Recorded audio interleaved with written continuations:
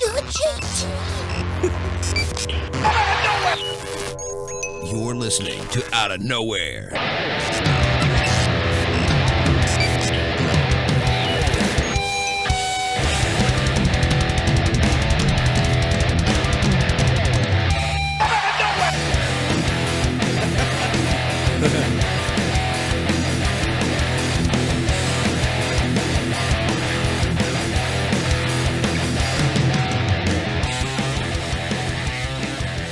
You're listening to the Outta Nowhere Wrestling Podcast, brought to you by WrestleCrate, WrestleCrate.com.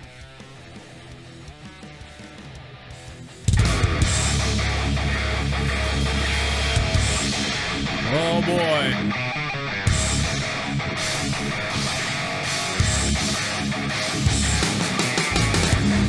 Oh boy.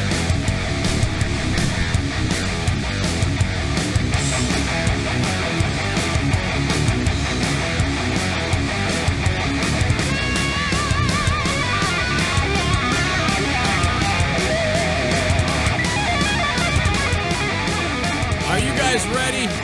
It is May 18th, 2016, guys.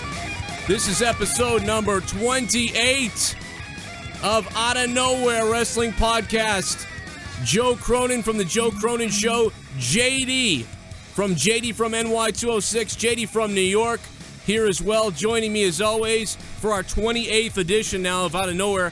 Our channels, guys, you've been supporting like crazy. They're exploding. They're blowing up. They're doing so well. And when we launched this show last year, I don't know if we really believed it was going to get so good, but it did. And thank you guys for that. But it's been a long week, especially after the Monday Night Raw that we had to witness on Monday. And JD had a long day at work, but JD, regardless. Oh my God, dude, I fucking fell asleep, man. Monday Night Raw was so bad that I'm still in a fucking coma from Monday Night Raw. Wow. A lot of I people just woke up. I realized we were live. A lot of people very upset at the program Monday. So the hangover is real, bro. We have a lot of stuff. I think a decent amount of stuff to get to today. And let's cut the music for that. I don't know why that's bothering me too tonight. Everything's bothering me recently. I'm really upset. I'm bothered by many things. I am happy that, I don't know if you noticed it, but I was very upset. I actually received a triple copyright claim, which isn't a big deal, but it was I converted the trifecta from WWE, from 2K Games, and just from everybody. The only thing that came out of that was 2K Games did say sorry. In some ways. They were like, oops. You know what, dude? The same thing happened to me during, I think it was the Undertaker-Lesnar SummerSlam match. Yeah. In which I did a kind of simulation for who the game thought was going to win. WWE actually claimed the entire video thinking it was the real match. Oh, and I freaked the fuck out because I had a copyright strike. Good thing I fought it. I disputed it. They took it away that same evening because there were a bunch of dummies over there. You know, they're like, oh, this is a real thing, and they claimed it, and they didn't realize it was the video game. Well, it's that auto program, from YouTube or whatever that allows this stuff to happen. So, that's going to happen. It's the music, dude. It's that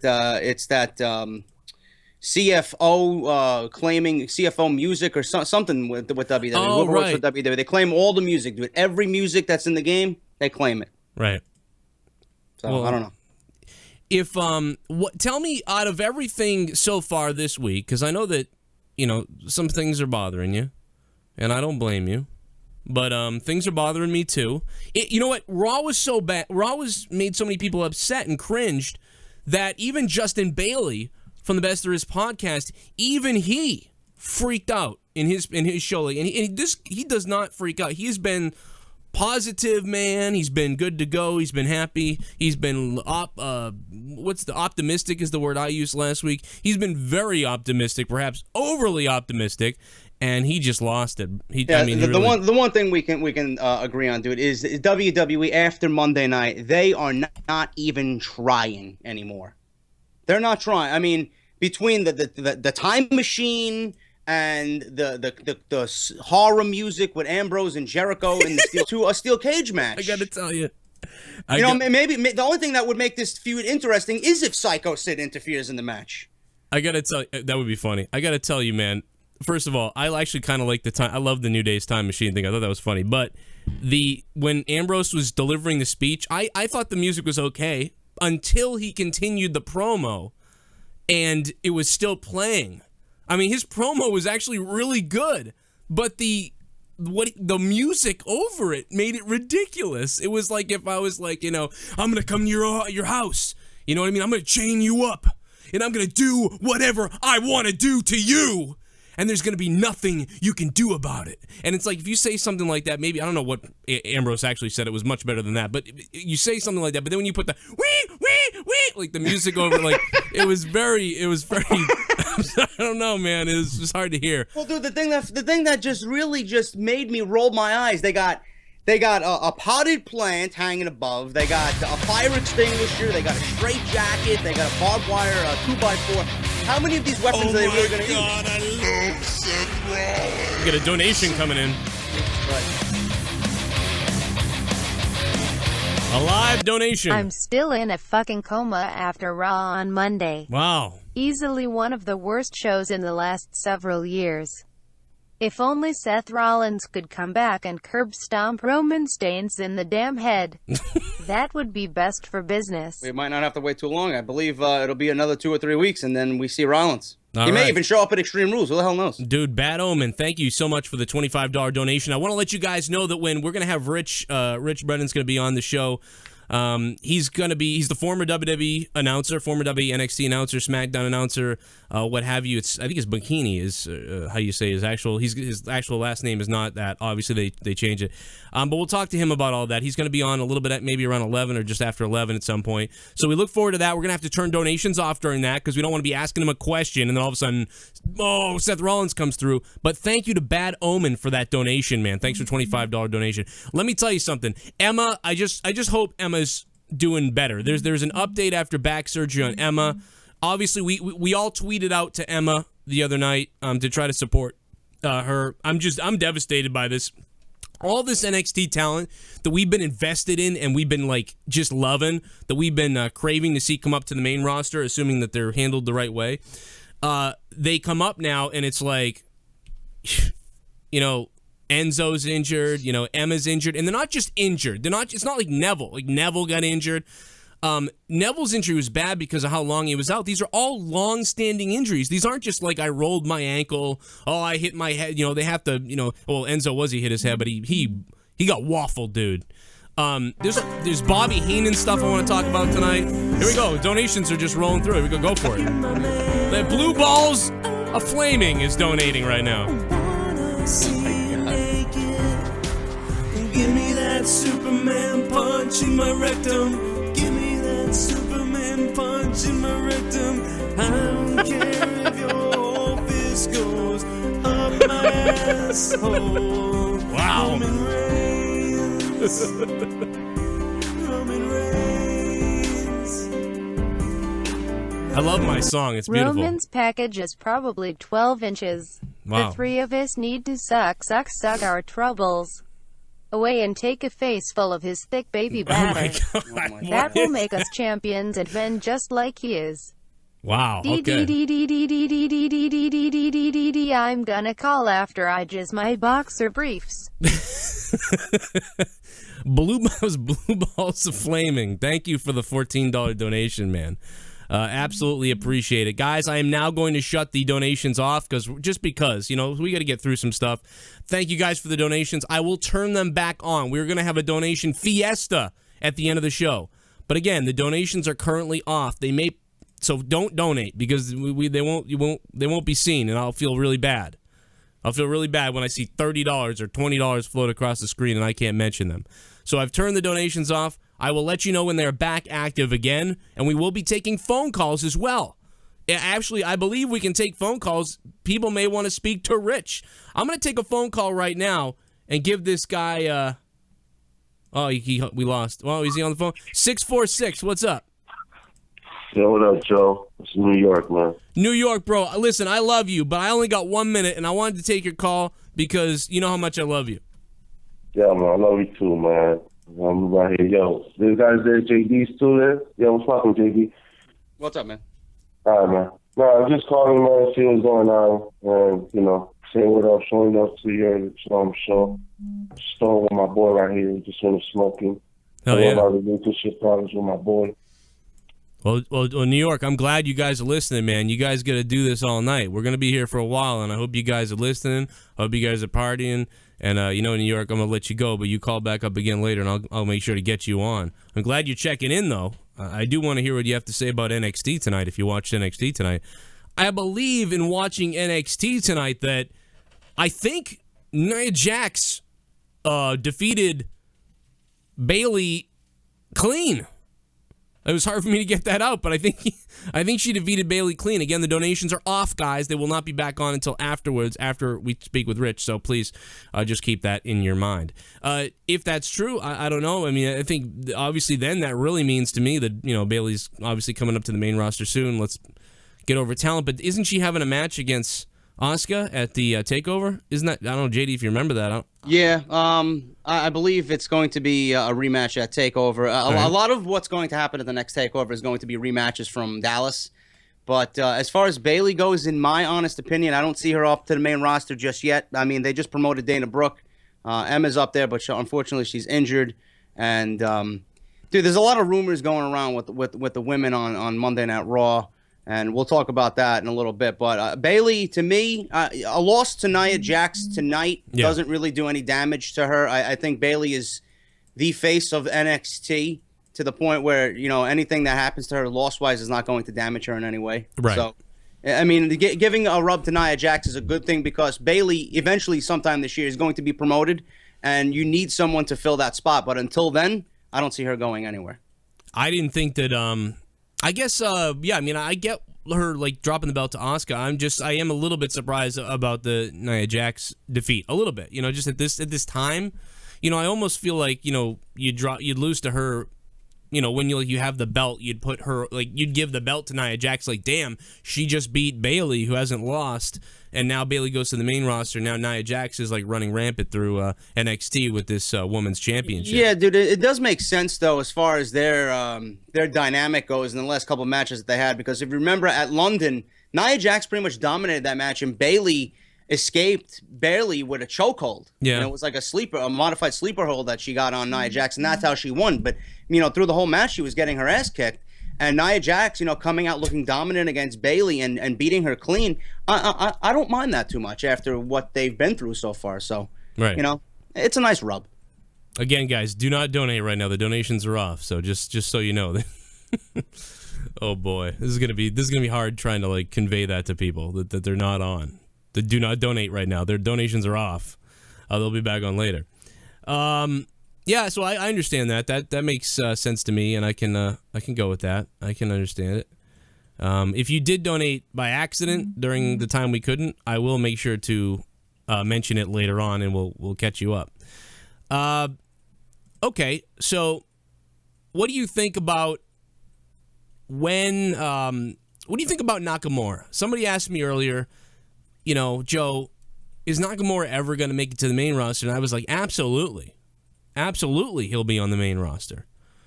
Where will he fall? Will he be inserted? Why are we talking about it first is what I said. I said, enjoy him in NXT right now. Just enjoy what he's doing and what he's going to do, and then have worry about that later. I mean, how could you even forecast things like this?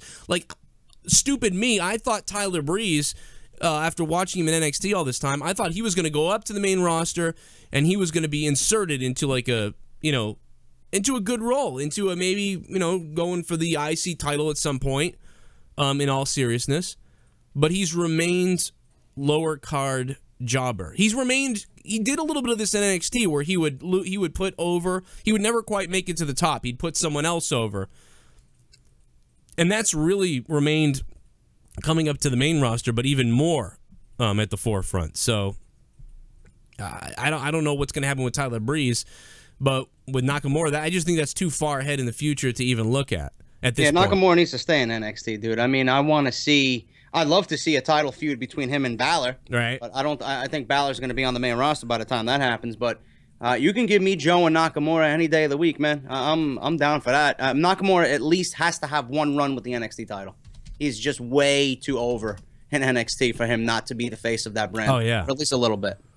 Well, JD, you're real quick. You're a hockey guy. Are you watching these hockey playoffs? I know you mentioned to me at one point that you'd watch the playoffs. Yeah, I tune in every now and then, but with the way work is killing me, I haven't had time to even fucking take a shit. Dude. But, if I have some free time, yeah, I will definitely tune in. I remember me and my brothers watching the Rangers when they were trying to compete for the Stanley Cup the last couple of years. But I'm not a Rangers guy, so I was going with the Devils. Well, I just think these playoffs are weird. Someone asked me about it earlier. The NBA playoffs, I haven't really caught. Yeah. I can't. Maybe I'll catch them at some point, but definitely I always catch the Stanley Cup, and I absolutely cannot stand. I'm sorry to all my Pittsburgh friends, but I'm in Boston, so I can't stand the Pittsburgh. So I'm just watching it to be like, please don't let them go. Please don't let them go to the. And I've got a buddy who kills me on Facebook too. So I will never hear the end of it if they end up winning the cup this year on my Facebook page. It will be an enraging entire off season. So what do you think about what Well, we'll get into Ryback after. I got questions about him afterwards. Let's not get into him yet because we know that Ryback is talking about more money. There's almost a part of me that thought it was like a joke, like there was a work that he's mocking CM Punk. So for a while I was like, well, is he just doing that and now he's doing the contract thing, and is that is this just a big work to reflect CM Punk, and is this a big troll job, or is Ryback really feel this way? You know what I mean? He's not doing himself any favors, and the way Ryback is demanding certain things from WWE, he's literally making himself expendable. Right. They don't need him. Well, if this is what he's doing, I mean, I think they invested a lot of time in him. I think that's why they want to use him, or I don't know. I don't know what the real answer to that is. Well, maybe we'll find out someday. Guys, I want to quickly remind you that Friday night I will be calling Top Rope Promotions. I will be calling the matches in Fall River. So if you can be out in Fall River, Massachusetts, I'll be calling the action there. And if you guys can get June 4th in Bridgewater, Massachusetts, X-Pac and former WWE superstar X-Pac and Tito Santana, arriba! He's going to be there. Tito Santana's going to be there in a steel cage. Well, Tito's not getting in the steel cage, I don't believe, but there will be some steel cage matches. So Bridgewater, Massachusetts, June 4th. Hope you guys can come out to that and check out the action. JD, what is your top story that you're looking at tonight, if you have one? Well, there's two. Actually, there's three. One on Kevin Owens, one on Roman Reigns, and then one where I referenced the women before when we were talking about Bayley. Right. Listen to this, dude. Vince McMahon, everybody's talking about this Del Rio-Paige relationship and how some people think it's something scripted for Total Divas, and some people are saying it's legit. Vince McMahon apparently wants to bring Del Rio and Paige's relationship to WWE TV to get Charlotte involved, because Charlotte and Del Rio were once an item for a brief period of time, and now they want to feud. WWE wants to feud the two together over Del Rio. These rumor sites, man. The rumor sites never fail. We have to pick that apart later on, and maybe we'll ask Rich about it. But he's calling us now, so I want to put him on the phone immediately. Rich, how you doing? Hey, what's up, guys? How are you? I'm doing pretty good. My partner here worked a long shift today, so he may collapse on us. But I'm just glad you're here, Rich. Thanks for joining us, man. All right, guys. So yeah, no, not a problem. I'm very happy to hear from you. Very angry. I'll tell you right off the bat, Rich. And by the way, it's Rich Bikini, right? Say it again. Bikini. Very close. Bokini. Yeah, people have been butchering my last name since I was a kid, so it's cool. That's you why. were close. Well, there you go. I mean, that's why they should have done it. They should have just let you do Bokini on air, because then everyone would have known your name. Well, yeah, that seems to be the way that they're going right now too, is being able to keep your real name. But let's not split hairs, I guess. Right. I'll tell you. I'll come right out right away and admit this. I was furious when I heard about you being released. Were you really? I was furious because we spent we pay attention to everything over here. You know what I mean? I'm 31. I've been watching wrestling since I was 5. Almost tuned out a couple years back, but I started doing the shows, and now I'm still into it. And me and JD and a bunch of other people, dude, we heard you. And when you and Corey, this is when, and I'm jumping the gun because there was some questions about Corey Graves and stuff. But when Corey Graves came down there, and then you ended up being there with Corey Graves, and you guys came together, it was like a synergy. And I said, you know what? Get them on SmackDown. Like now, put these. The only downside to that is we wouldn't have you on NXT. So, you know what I mean? That's always the trade-off. But I just thought you guys had great chemistry. What did you feel about working with Corey Graves when he came down there? And who was he your favorite to work with? Definitely one of my favorites to work with. Graves and I really hit things off right off the bat. And I appreciate that you guys felt that we did a nice job together. I definitely thought that. I thought that there was a natural chemistry there. And when they told me that I wasn't going to be working with Graves anymore, you do what you're told. That was kind of my, the way that I did things was, if you tell me to do something, I'm going to do what you tell me to do. I'm going to follow direction. But I definitely, that there was a tinge of kind of like, man, like we have so much more that we could do together. So many good things that we could do as a commentary team. And, in a lot of ways, I thought to myself, like, I can't be the only one that thinks that we're good together. You know what I mean? Right. And that's not to toot my own horn. That's not to say, I'm any great commentator or anything, but I just felt that together, Corey and I had there was a magic there that doesn't just happen all the time, I agree. So to me, it was why split that up? I absolutely agree. The only thing that kept me sane with when you did split up with him was that I said, well, they'll be back. This is just, they got to move some pieces around, but they'll eventually sync up somewhere on SmackDown or whatever it is. What was it like when you found out that this was happening? Were you surprised that you were let go? Who told you? Like, where did this come from? I wasn't completely surprised. To say that I was blindsided. I've read a couple of places say that I was blindsided. In many ways, I was blindsided, but in other ways, especially when you go back and you have the benefit of hindsight, you kind of see things and you're able to piece a few other things back together, and you're like, oh, okay, yeah, all right, and you see things a little bit differently. I had felt something was different and something was off for a little bit, and not necessarily anything that I was doing, but I'm sorry. Was it when you felt like those? Because I know what it's like to, obviously I've had jobs and all lots of things, and you get those little. You just ignore them, really. You just don't think that, you don't think of anything of it, but you are thinking of it, type of thing. Did you get a lot of positive, feedback from certain people? What type of negative feedback did you get, or how did you feel? Were you interacting more with like producers in the back, or was it Triple H, or was it Vince, or? I dealt mostly with Michael Cole, and Cole gave me tons of feedback. Some good, some not so good, but that's part of the job of a producer and right. of a coach. So there was never anything personal as far as if he told me I had a great show, awesome. If he ripped the show apart and tore apart what I did for whatever reason, I understood why. Yeah. The idea is always to make the product as good as it can be, and to learn, you probably hear this, and you probably heard this before, to learn the WWE style of announcing, of doing play-by-play, and love him or hate him, Cole works his ass off. He's one of the hardest working guys in the business. He's a good guy, and has the job that he does. Most people don't appreciate the job that he has to do, night in, night out. Weekly on Raw, pay-per-views. There's a lot more to the WWE product, right, than being able to call 10 different suplex variations. You know what I mean? Right. And I know it as somebody who is a wrestling fan, who appreciates quote unquote real wrestling, who grew up in the Jim Crockett Promotions era, loved the NWA. I appreciate all that stuff. Right. But there's a lot more to it than calling every single move. And I know a lot of hardcore fans don't want to hear that, but it's the truth.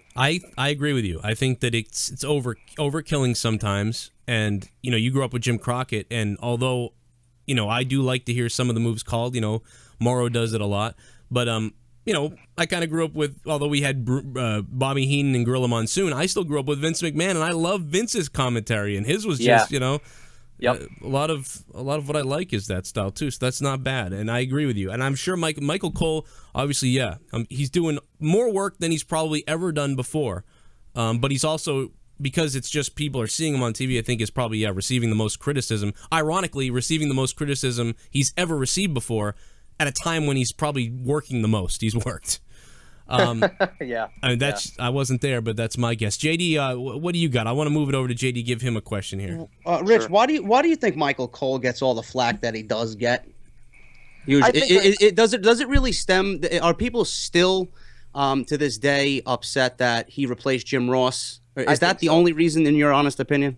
I think people are upset that he replaced Jim Ross, that he's not Jim Ross. I mean, listen, that's a very difficult spot to step into. You guys are Boston guys, right? You think back to, and I don't know if you guys are Bruins fans or not, but you think I'm a big Bruins fan, yeah. All right, well, think about when Bob Wilson stepped down from doing radio. Right. It was very, Bob Newmeyer came in. I believe Bob Newmeyer came in. He did, yeah. Right after, or it might have been Dale Arnold right after him, but regardless, try to step into those shoes. When Fred Cusick retired, just try to step into those shoes and be the guy that replaces a legendary voice. It's a very difficult thing to do, and JR is extremely beloved by the WWE fans. The other thing I think with Cole is his heel run, and you go back to that whole heel run with Jerry Lawler, and I remember watching the night when he and Lawler were in the ring, and it was right after Jerry's mom had passed away, and Cole, he was given a line to say something about when you're staring up at the ceiling when I beat you, and referencing Jerry's dead mother. That got nuclear heat from the fans, and I don't remember that. I don't think people have ever forgiven him for that. I thought he did it. I enjoyed a lot of that, and I couldn't, because we'd never seen that from Cole, so I thought it was. I thought he did great. I was like, this guy. I mean, make no mistake about it. We've criticized him a lot on this show, or criticized what is being said sometimes here. But there's never not an appreciation for that and for what everybody does. But back to you at this point. We were upset because we had said finally we were ready to push, just like we we would push somebody who we thought was good in NXT or on the independent scene who we want to see up there. You and Graves were that that tag team of an announce team. I mean, I've been trying for years to announce at bigger promotions and WWE and stuff like that. And I saw Rich. I said, that's if I can't beat, that's my guy right there. I appreciate that. Okay, so I'm loving you up all over the place here, but this is how mad we were upset, and it's genuine, and we can watch the videos and see us flipping out, and how great it was that Corey Graves goes from. I mean, I was angry when I found out that he had to retire. I said, man, this is terrible for this guy. I've been following him, and now he can't wrestle anymore. And then they put him in the booth, and you guys hit magic, and then it just gets eventually broken up. But while you guys were having that magic, tell me about what was it like calling NXT Brooklyn that night? Oh, that was unbelievable. That was so exciting. It was so much fun to be able to walk out there and see that building just packed. It was unreal. Really, when I started with NXT, we were still doing shows in the Florida area, and they still run the same buildings here. But I think it was the second show that I did when I got down here was in Leesburg, and there were maybe like 50 people there. So, I mean, when I was doing stuff with Booker T, we were drawing better crowds than that. And it's like, so it was just kind of weird to be like, well, it's WWE, but some of these shows are literally drawing 50, 60 people.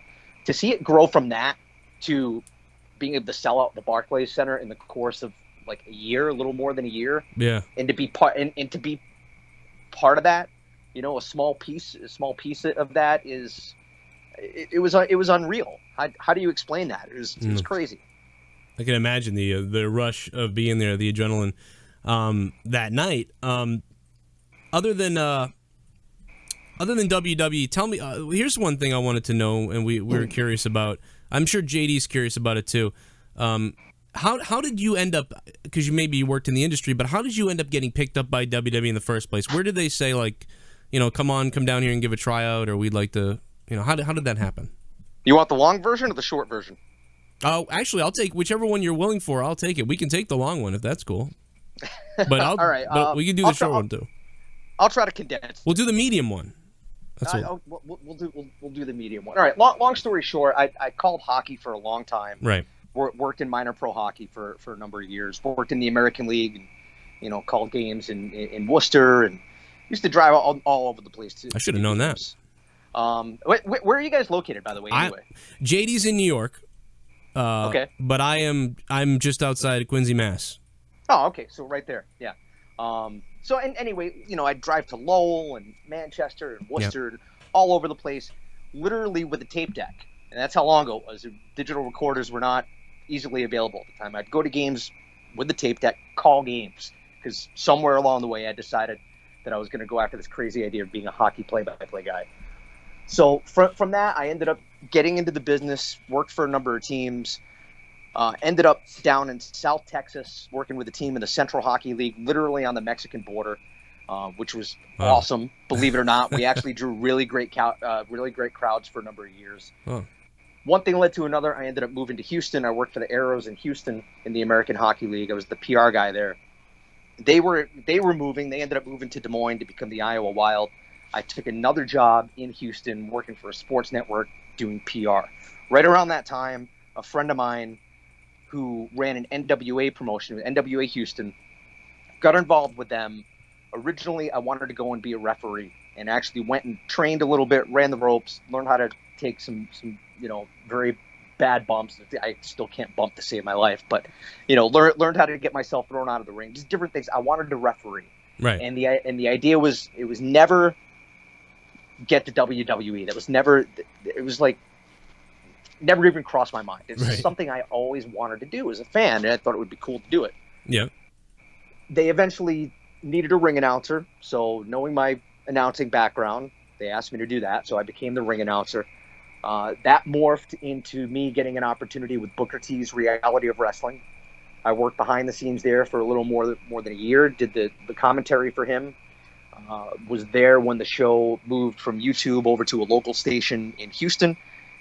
And it's, I'm excited to see how well they're doing in Houston. They just moved into a brand new building. Yeah. They've got their own building now.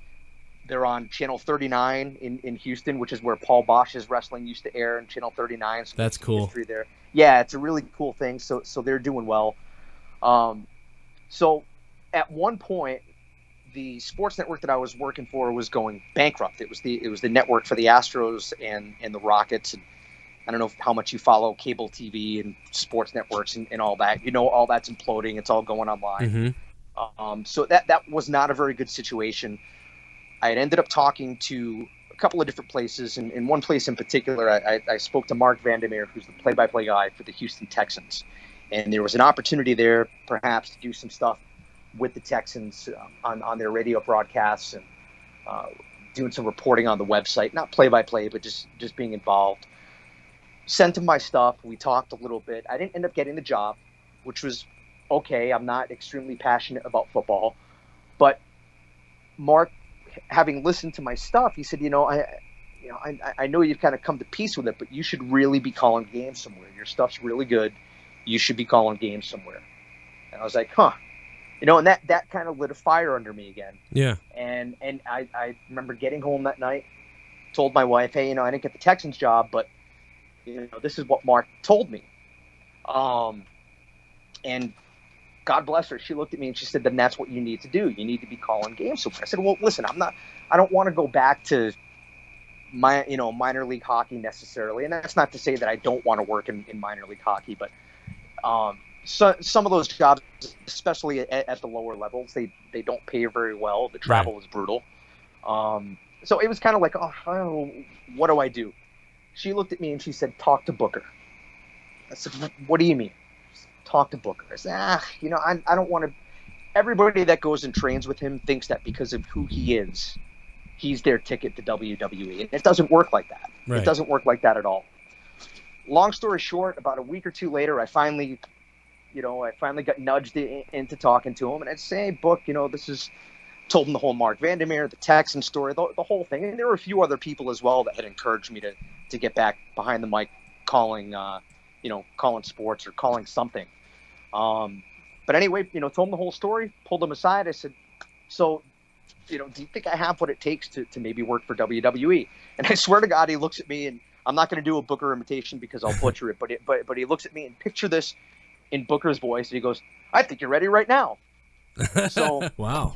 Yeah. And, I can't do a Booker impersonation, but, he told me, get some stuff together, put a reel together, get it to me, and we'll see where it goes. So that's what I did. A couple of months later, I ended up getting a call and invited down to Orlando for a tryout, offered the job, and 2.5 years later or whatever it is, here we are.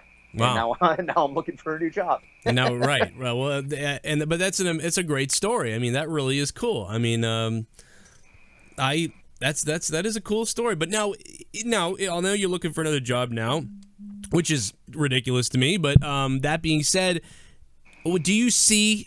Are you just like, it's over, I'm going to start? Or do you have an inkling at all in your mind that at some point or whatever they could call back again, or you could end up going back somewhere? Haven't really thought of it. I mean, it's really soon now, so it's just shocking, probably. Obviously, for whatever reason, they felt that I was expendable. For whatever reason, Did they say budget cuts to you? I was told post WrestleMania cuts. What the hell? I believe that there was some political. Oh, Richard just broke up a little bit. Well, I chose not to play.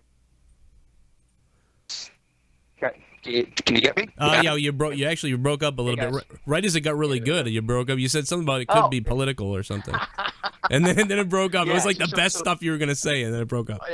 Probably, yeah. So you guys, I wonder if my internet just dropped out, but you have me now. Yeah, you're back. Yeah, it sounds good. Yeah. No. What I was saying, budget cuts is what I was told. Yeah. I do believe that there were some political maneuverings as well.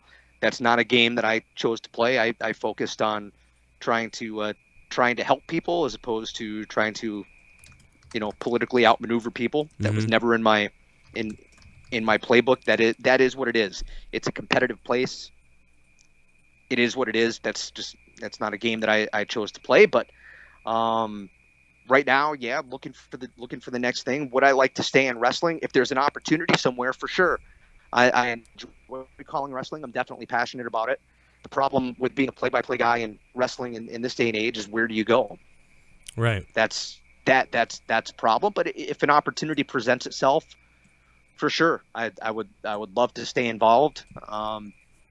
Hockey is obviously my passion. Wow, me. And I really do. We're calling hockey. So if there's an opportunity there somewhere, that's. Well, me and you can call. We'll just wait for Jack Edwards to retire. Me and you will call Bruins games. How about that? But no, there's gonna be something out there, because you are really good, and I think I've been at the grind for years myself. It's been a grind here or there, and I've had that positive reinforcement from people to me that has helped me as well, and I can relate to that. Didn't make it where you made it, but I did recently get to talk with Les Thatcher, and they've got something going on. So I will keep. We're going to stay in touch, because I know some jobs for you. But JD, what else do you have here for Rich? I know JD is in a coma over here from his. Yeah, no, I'm just listening. I'm listening, dude. I'm fortunate we have someone like Rich on the show. Because I've been passionate. Joe and I have been passionate about WWE. I'm 34, and I've been watching WWE since I was 4. And I love the product. And the main thing with me is I want to see them succeed so much. I just wish that sometimes the things that I want come to fruition. Like, example, they're talking about this new era, this new era push. And I've been saying that to me, you have to start with the most important aspect of the show, whether it's SmackDown, NXT, Monday Night Raw. You need a powerful voice. I think a solid announce team each and every week is a key to making the show feel important and sound important. When they moved you up to SmackDown, I thought that was a move in the right direction. And I really enjoyed your work on SmackDown after the years of not really enjoying the show too much. What is the difference between calling SmackDown and calling NXT? Well, number one, NXT it's an hour-long show. When you add the promos in it, it's just about an hour. It's simple to digest. The stories are presented much simpler, and you are given a bit more freedom to call the action a little bit more at NXT. You have to understand that WWE in general, with Raw and SmackDown, it's an entertainment product. It's not a sports entertainment, whatever you want to call it. It's not a straight sporting event. It's sporting with. It's presented as more, especially Raw, SmackDown to a lesser extent. It's presented as an entertainment product, as trying to go after a very diverse set of demographics, and you can question exactly who they're trying to appeal to right now. But having said that, NXT, the way that it's presented more for the hardcore fan. Somebody who's probably, somebody like yourselves or myself, or even for a younger generation that appreciates a simpler, more, probably athletic-based presentation. So you're definitely given a bit more freedom to call the action more and focus on the in-ring competition, the in-ring action, a little bit more than you are with SmackDown and definitely with Raw. Right. Why that is way above my pay grade. Right. Now, with that being said, you're under more scrutiny. That's always more stressful. Are the horror stories really like real? Like everybody talks about old dirt sheets and everything. Is it really that micromanaged up there? It can be at times. Yeah. It can be at times. I will say that any live TV environment is going to be stressful. Right. That's why you adapt or die. Or even taped TV. I say live, but any presentation like that is stressful. It's high pressure. Everybody at that level, and I don't just mean WWE, but I mean, network sports, anything. You're produced. Now, I don't know that Joe Buck is being produced to the level that somebody like an announcer in WWE is, where you're being fed lines and that type of thing. But there's definitely, I've heard stories from other people, and people that do local TV news get screamed at by the director because they said a word wrong or whatever. So it's not anything that's exclusive to WWE. How many people are in your ear when you're out there? Is it a cluster? Is Vince doing anything on SmackDown, or is that just the producer and the directors and that's it? From time to time, Vince was there. Usually, I was produced by Michael Cole. Okay, so he's back there at NXT and at SmackDown, and on Main Event when I was doing that. Yeah. There's a number of people who can buzz you the way it's set up. The director in the truck, the show producer can buzz you. One of the audio guys can buzz you if they need to. They usually don't, but there's usually the director / producer who's keeping you on track, telling you what's coming up next. Hey, here's this replay. Get ready for your graphic. You're going to this, and then there is the announce producer who is making sure that that you're getting where you need to go with the story. Right. Well, that's so it can be distracting. Oh yeah, I can only imagine. I think of the bliss of calling my 200 people in a top rope show with nobody telling me what to do, and there you are just getting scrutinized all over the place. Reminds me of a sales job I had, which is like when the guy's just screaming at you to make the sale or whatever. But yeah, no, that can happen live. But in the back, what was the most? Was there like a really contentious moment that you've ever had because of all this? That people were just screaming and you were like, "Oh my God, like this is gonna get crazy."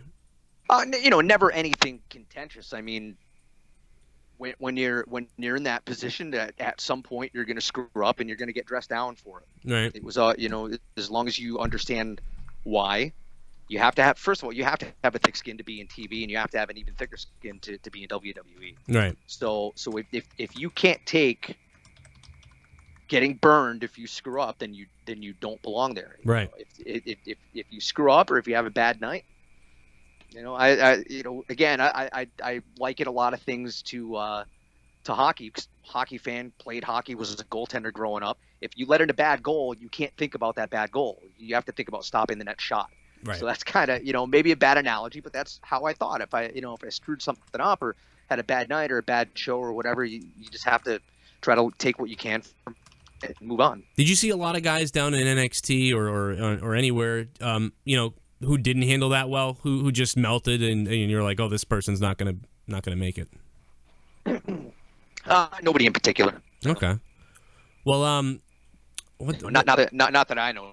Okay, yeah, I'm sure no, it happened, but right, yeah, in the back. JD, what else do you have? With all of the talent calls, that by the way. with all the talent that you've seen and you've been around and the matches that you've called, is there one particular moment that you would call your favorite, being in WWE? Sami Zayn beating Neville for the championship, NXT TakeOver Our Evolution. Right. Nice. That match there, the entire night, really, for a lot of different reasons, was a very special night. I think for the brand in general, we really reached another level that night. The match, that Sami Neville match in particular, was extremely emotional. If you were invested in it, it was extremely emotional.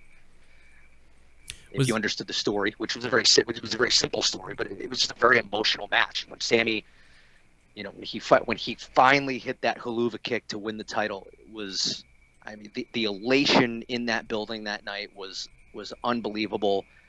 There was a realism to it. You could believe it, you could buy it, you could feel it, and that's, to me, that's when wrestling is at its best. There were some other great matches as well. Bayley and Sasha in Brooklyn.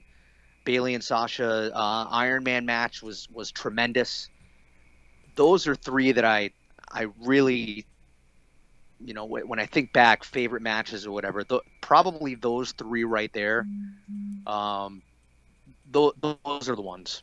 Well, I love and to follow that up, Rich, I'm sorry, Joe, and to follow that up, NXT to both of us, Joe and I, we absolutely adore the product. I'm sure everybody does. After seeing the year in 2015 that they had, it was just unbelievable. Where do you see the brand going into 2016 and beyond? Do you think that they can come close or even better themselves than what they did in 2015? Where do you see the future of NXT this year? It's going to be a challenge for sure. I've been kind of out of the loop the last couple of weeks, especially. I've watched literally no wrestling the last couple of weeks. I'm on wrestling sabbatical. Yeah. So I couldn't tell you what happened. I've read a few things on Raw that have happened just from being online and stuff, and I certainly heard about the and saw the clip of what happened to Enzo, and that I was really concerned initially when I heard what happened, and when I saw what happened, I'm glad that he's okay. He's a charismatic guy and a good kid, and I was really excited to see him and Cass get the opportunity to move up to Raw and be placed in such a high profile match, and the Vaudevillains too. I really like both of those guys. But as far as as far as reaching that 2015 level, that's going to be hard. You think about if you take it to a music analogy, somebody puts out that first record that you've had an opportunity to write those songs over a number of years and kind of refine things, and then you put that first record out and it's awesome. Well, then you have to follow that record up, and a lot of times those sophomore efforts aren't they don't hit or they don't resonate exactly the same way. I know wrestling's a much different animal and a much different genre than that, but it's hard to replicate what was so special about that, probably year and a half, maybe 2-year period of NXT when things really started to grow there towards right before the network was launched. You go back to October, November, December of 2013, you could kind of start to feel that swell up a little bit, and then into 2014 when you had NXT Arrival, and then that continued to grow and really hit that crescendo. I thought at TakeOver Our Evolution, continued a bit, and then hit a whole other level in Brooklyn. And certainly London was an excellent show. Dallas was a great show. I mean, if so far in 2016, things look good. I mean, the NXT Dallas show was amazing. Nakamura's Zayn was off the charts. I mean, that was a ridiculous match. That was amazing. Jordan and Gable certainly are exciting to watch. I really like those guys a lot. I hope for everybody involved that the excitement and the passion continues to be there, and that the brand is able to continue to reach new heights. That certainly presents some other problems. They're probably good problems to have, but it presents a whole other set of issues that you have to deal with.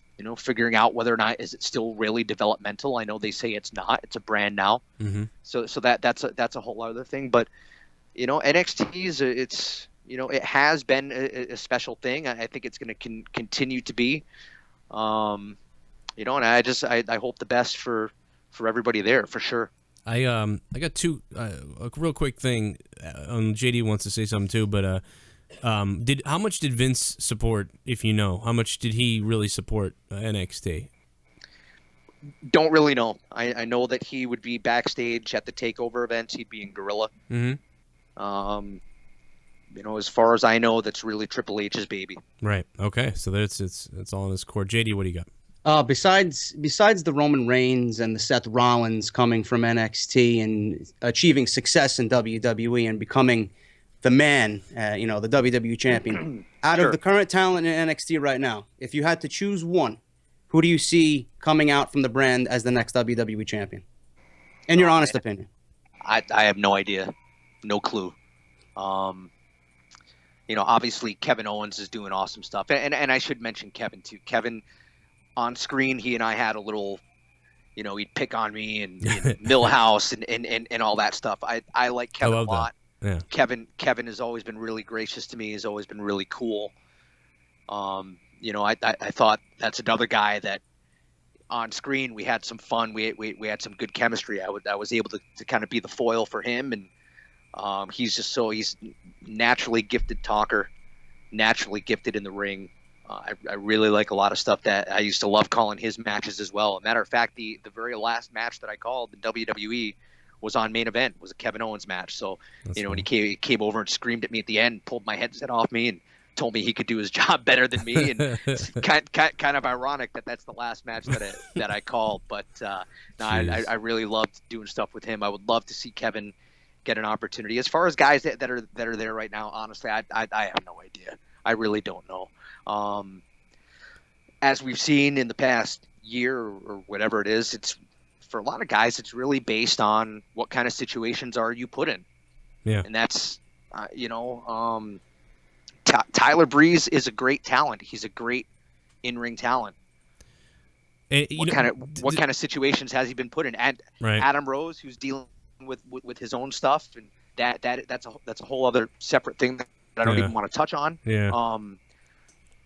Could that have worked if you put something behind it? I don't know. The Ascension's another team that I look at. Yeah, I think they overdid their look. JD said that. JD months ago said the look they had in NXT, and then when they came up to WWE main roster, everything about the Ascension, man, was just amazing in NXT. Their entrance made them unique, and once they hit Monday Night Raw, that was just stripped away. And it seems like it happens with everybody. The Breezes and the Ascensions and even the Del Rios, everything was just stripped away. And the Damian Sandows, it was just stripped away. That was my frustration with the Ascension coming up and dominating NXT. And they were made to, they like I said, that's the best way I could describe it. Everything was just stripped away from them that made them unique. And that's what frustrates us as a fan. Well, you go back and look at, for me, I was a huge Road Warriors fan growing up. Right. And so then all of a sudden you have Demolition. And then, for a while you had the Blade Runners who, Sting and at the time the Dingo Warrior who had face paint on and whatever. So I mean, nothing's really original anymore. So to me, though, when you saw the Ascension, to me it was almost like these guys are almost like the next iteration of the Road Warriors or Demolition or the Blade Runners. To me, why? I don't know. And this is me rebooking the territory myself. But if you're going to bring those guys out and present them out there, instead of having them come out and and verbally cut down the Road Warriors and verbally cut down all these legends, I don't know why not. I don't know what type of relationship Animal has with WWE, but why wouldn't you try to get that rub? Yeah, bring him out there and be like, I don't know, I've scoured the earth and found these guys. I don't know. I'm just, I'm spitballing here. It's true.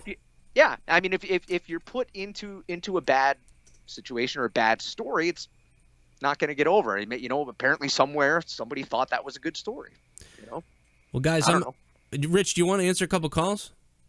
Guys, I can sit here for as long as you want. I have not the hockey game. The hockey game's over.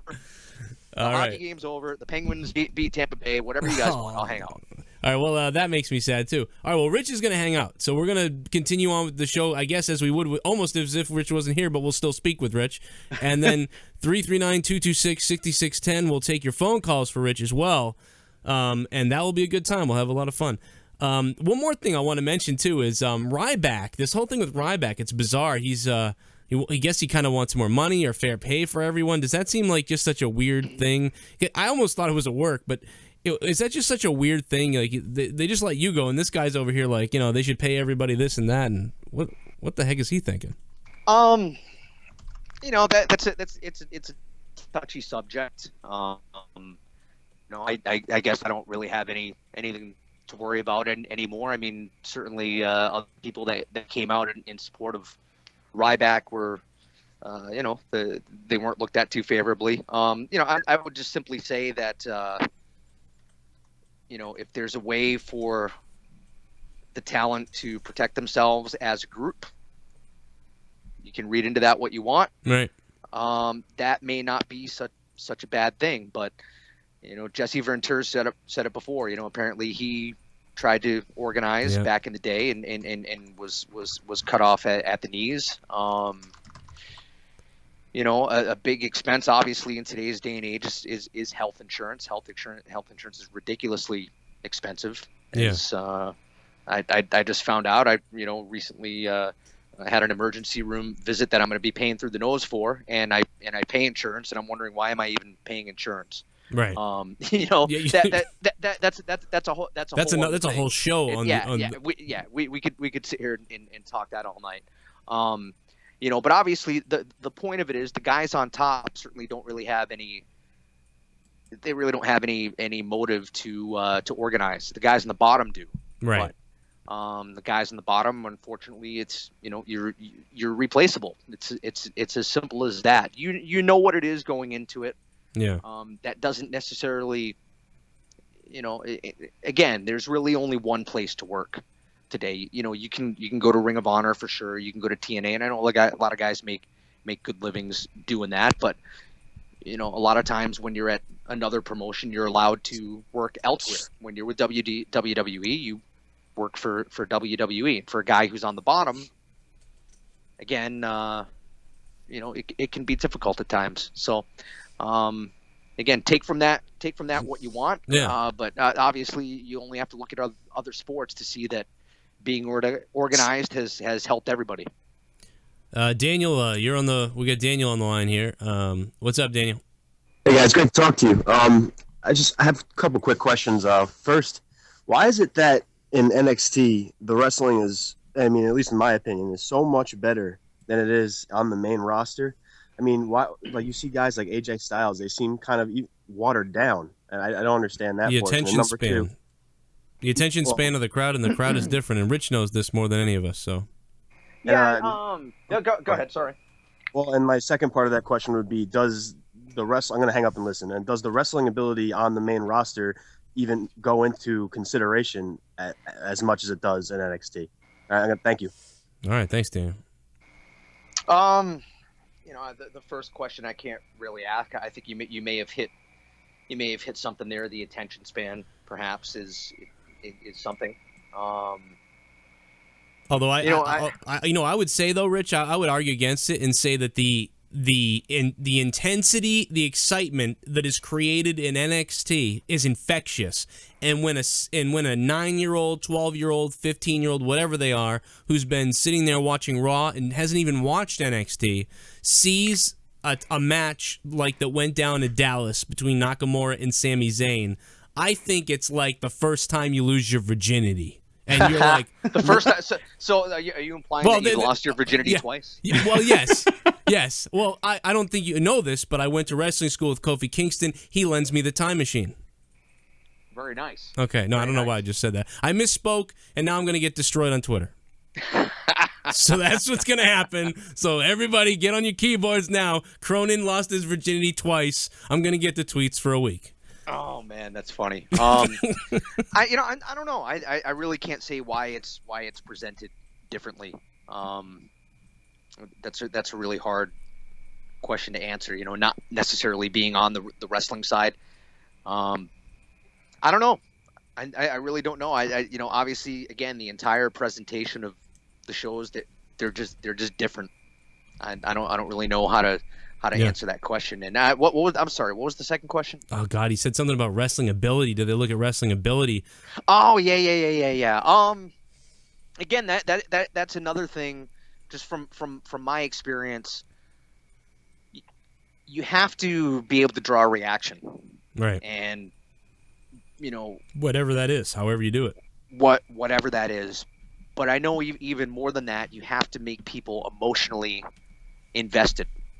A guy, again, I brought up Enzo earlier. Enzo's a guy who, when he comes out on Raw, even if you don't know who he is, right. he is instantly, from the second you hear him open his mouth, you either want to hit him with a baseball bat or you love him.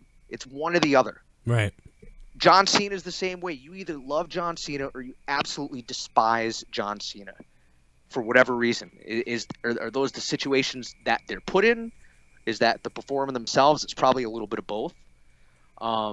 Wrestling ability obviously is important, but your charisma, you hear all the time the it factor. Yeah. And what is it? You don't know. If you have it, you have it. How do you explain it to somebody? I'll tell you right now, Joe Cronin's got it, so let's go. I'll do an hour show on it, Rich. You want to go? JD, you want to sit here and listen to this? You guys in the chat want to listen to me go? We'll do it. No, I'm just kidding, Rich. Go ahead. Yeah, come on, let's hear it. Oh, well, I mean, it's everything. Not only is it my eyes, it's my smell, it's my look, it's the aura that that projects onto your television screen, on your Xbox, your PlayStation, your cell phone, your PC. It doesn't matter where you watch Joe Cronin. You got a twinkle in your eye for me, and you know it. And Vince Russo knows it, because I know you're watching Vince right now, because you just tweeted, you just messaged me. So what's up to Vince Russo? It's late in Colorado tonight, but he's up. And that's really all you need to know. That's it in a nutshell. But 304, you're on the line right now. Out of Nowhere, episode number 28. We got Rich Brennan from former WWE announcer on the line with us. And 304, what's up? Hey, Joe, what's up? How you doing? Hey, it's J-Dubs. Hey, man, how you been, Dubs? Pretty good, man. Pretty good. Thanks for taking my call. You're welcome. So, Rich, you there? I'm here. All right, so Rich, I was wondering, I've done some broadcasting and play-by-play stuff. I'm a college student, and I've been doing some basketball stuff, and I did some football stuff in high school with a broadcasting program that I did. And I was wondering, do you have any advice for me trying to break into the business? Get out and do something where you're going to make a real living. I'm kidding. Get on YouTube. You know what? I actually got to talk to you about that, because I was just turned on to this whole YouTube and video, donations. Like I was at a store today, and they were watching this guy, like he was literally playing video games. That's what he does. He goes on for he plays video games, and and that's how he makes a living. Like I need to get into this somehow. Let me tell you, and Vince Russo is really, because Vince Russo was making fun of us for video games, and I wasn't doing a lot of video game stuff on my channel, But Vince Russo was like, I don't get it with the video games, man. To go outside or something. And I was like, well, you can do it. This guy does a video game stream. He makes $3,000 a night when he streams. So I said, well, we don't have a ton of sponsors here. So I'm going to have to get a second job and do less videos. So I just said, hey, everybody, here's these donation things if you want, if you want to support. And people, these fans are just unfreaking believable, man. And they will support you. If you give people the right content, they will support you on here. You don't necessarily have to have the sponsors. Of course, we have a few, but this is the way to do it. But we will talk more about that. But as to the caller saying, are you saying you want to get into just wrestling, caller, or you want to get into like all sports announcing? It doesn't matter what it is. Well, I'm more geared toward actual sports more so than sports entertainment. But having watched wrestling for a little while now, I think it would be interesting. So, with wrestling, how can I get into that? Well, and sports in general, and I'll answer this. I'll give you a couple different things. Number one, just get out, and it sounds like you're already doing it. The advice that I always give to anybody that asks, and I always make the joke saying, oh, you want to get into pro sports? Go do something else, because like you have to have a passion for it. You have to know what you're getting into. It's long hours. It is not a lot of money, especially when you start out. Obviously, if you reach the top, you can make pretty good money. I'm sure a guy like Joe Buck is not worried about his next car payment, but it's very difficult to get to that level. That said, just go out and do it. I mentioned how when I started out, for 3 years, literally with a tape deck, would drive around. I was lucky enough that I knew, touched base with some people, was able to get press passes. I would literally go to AHL hockey games, get a press pass, and go sit at the end of the press box, get the game notes. So I had the roster, I had the stats or whatever, and I would call the games, and I would, if it was Hartford or Worcester, I grew up right outside of Providence. I'd get back in the car after the game. I would put the tape in the tape deck, and I would listen on the way home, and I'd be like, that sucked. Oh, I like this. I like how I said that. Oh, this was garbage. You need that. You need to just get out there and do it. Listen back to yourself. Be your own worst critic. Tear your stuff apart. And eventually, you find your voice and you find your cadence. As for getting those first couple of jobs, certainly locally, there's stuff. There's still local radio stations that do high school sports or college sports or internet streaming or whatever. And I'll bet you more often than not, they're probably looking for somebody who is a broadcaster who can do some of that stuff. And I'll bet you that your local indie promotion, if wrestling is something you want to get involved in, talk to the people who run it. Head down there, offer your services. Don't expect to get paid at first or if at all, but go down there, offer your services. Be willing to sweep up after the show or tear the ring down or do whatever you need to do. But go in there and just try to get a lot of different experiences, calling as many different sports as you can. For me, one of the things that I kick myself for right now is that I've never been a basketball fan.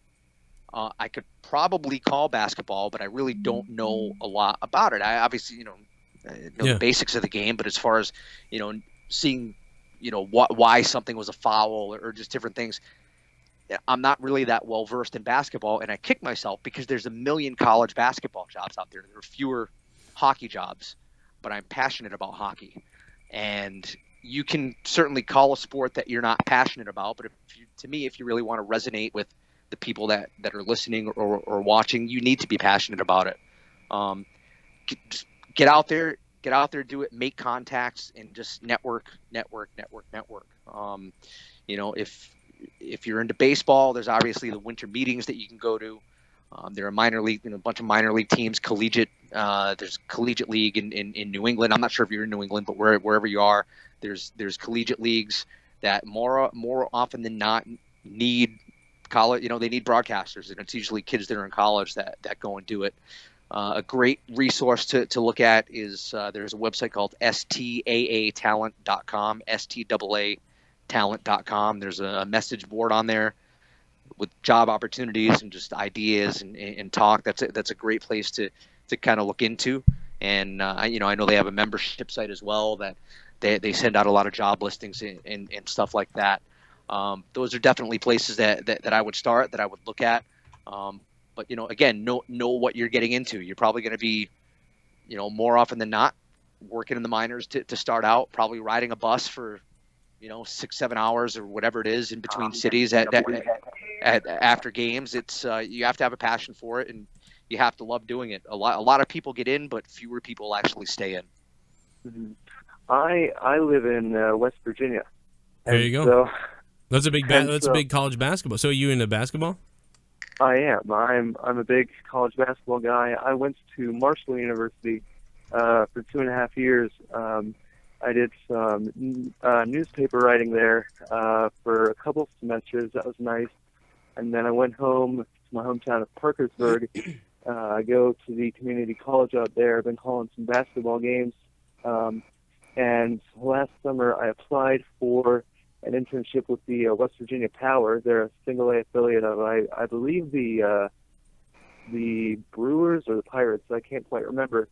Right. But I ended up not getting that, but I will try it again. Like you said, Rich, You got to pound away at it. You just got to go out there, just pound away at it, get your name all over the place, put stuff up on YouTube, send it to everybody. You got the degree. Think about, dude, I got a GD, okay? So that's all you need to know. A good enough diploma? Good enough. I did good enough. And I was very happy to have straight A's my first 2 semesters of college, and then realized I picked the wrong thing and then left. So for you to get a degree, that is a big step ahead. It's going to get you through the door everywhere you need to go. Just shop that thing around and get your voice out there. And the other thing that I wanted to add real quick too is in the minors, be prepared to have to do other stuff. Especially the very low minors. What does that mean? You're probably gonna have to sell tickets. And if you're not selling tickets, you're gonna end up being the media relations guy. So if you can write press releases, if you can, you're gonna need to write game notes, be able to manage the website. If you don't know how to run a content management system, learn. There's a million of them. They're all different, but in a lot of ways they're all kind of the same. So if you're not familiar with that, figure it out. If you don't know how to use Photoshop, learn how to use Photoshop. And if you don't know how to edit video, learn how to edit video. Right. No, that's great advice. It's a lot of fun too when you realize you're going to be doing that stuff. All of a sudden, 804. How's it going, guys? How you doing, man?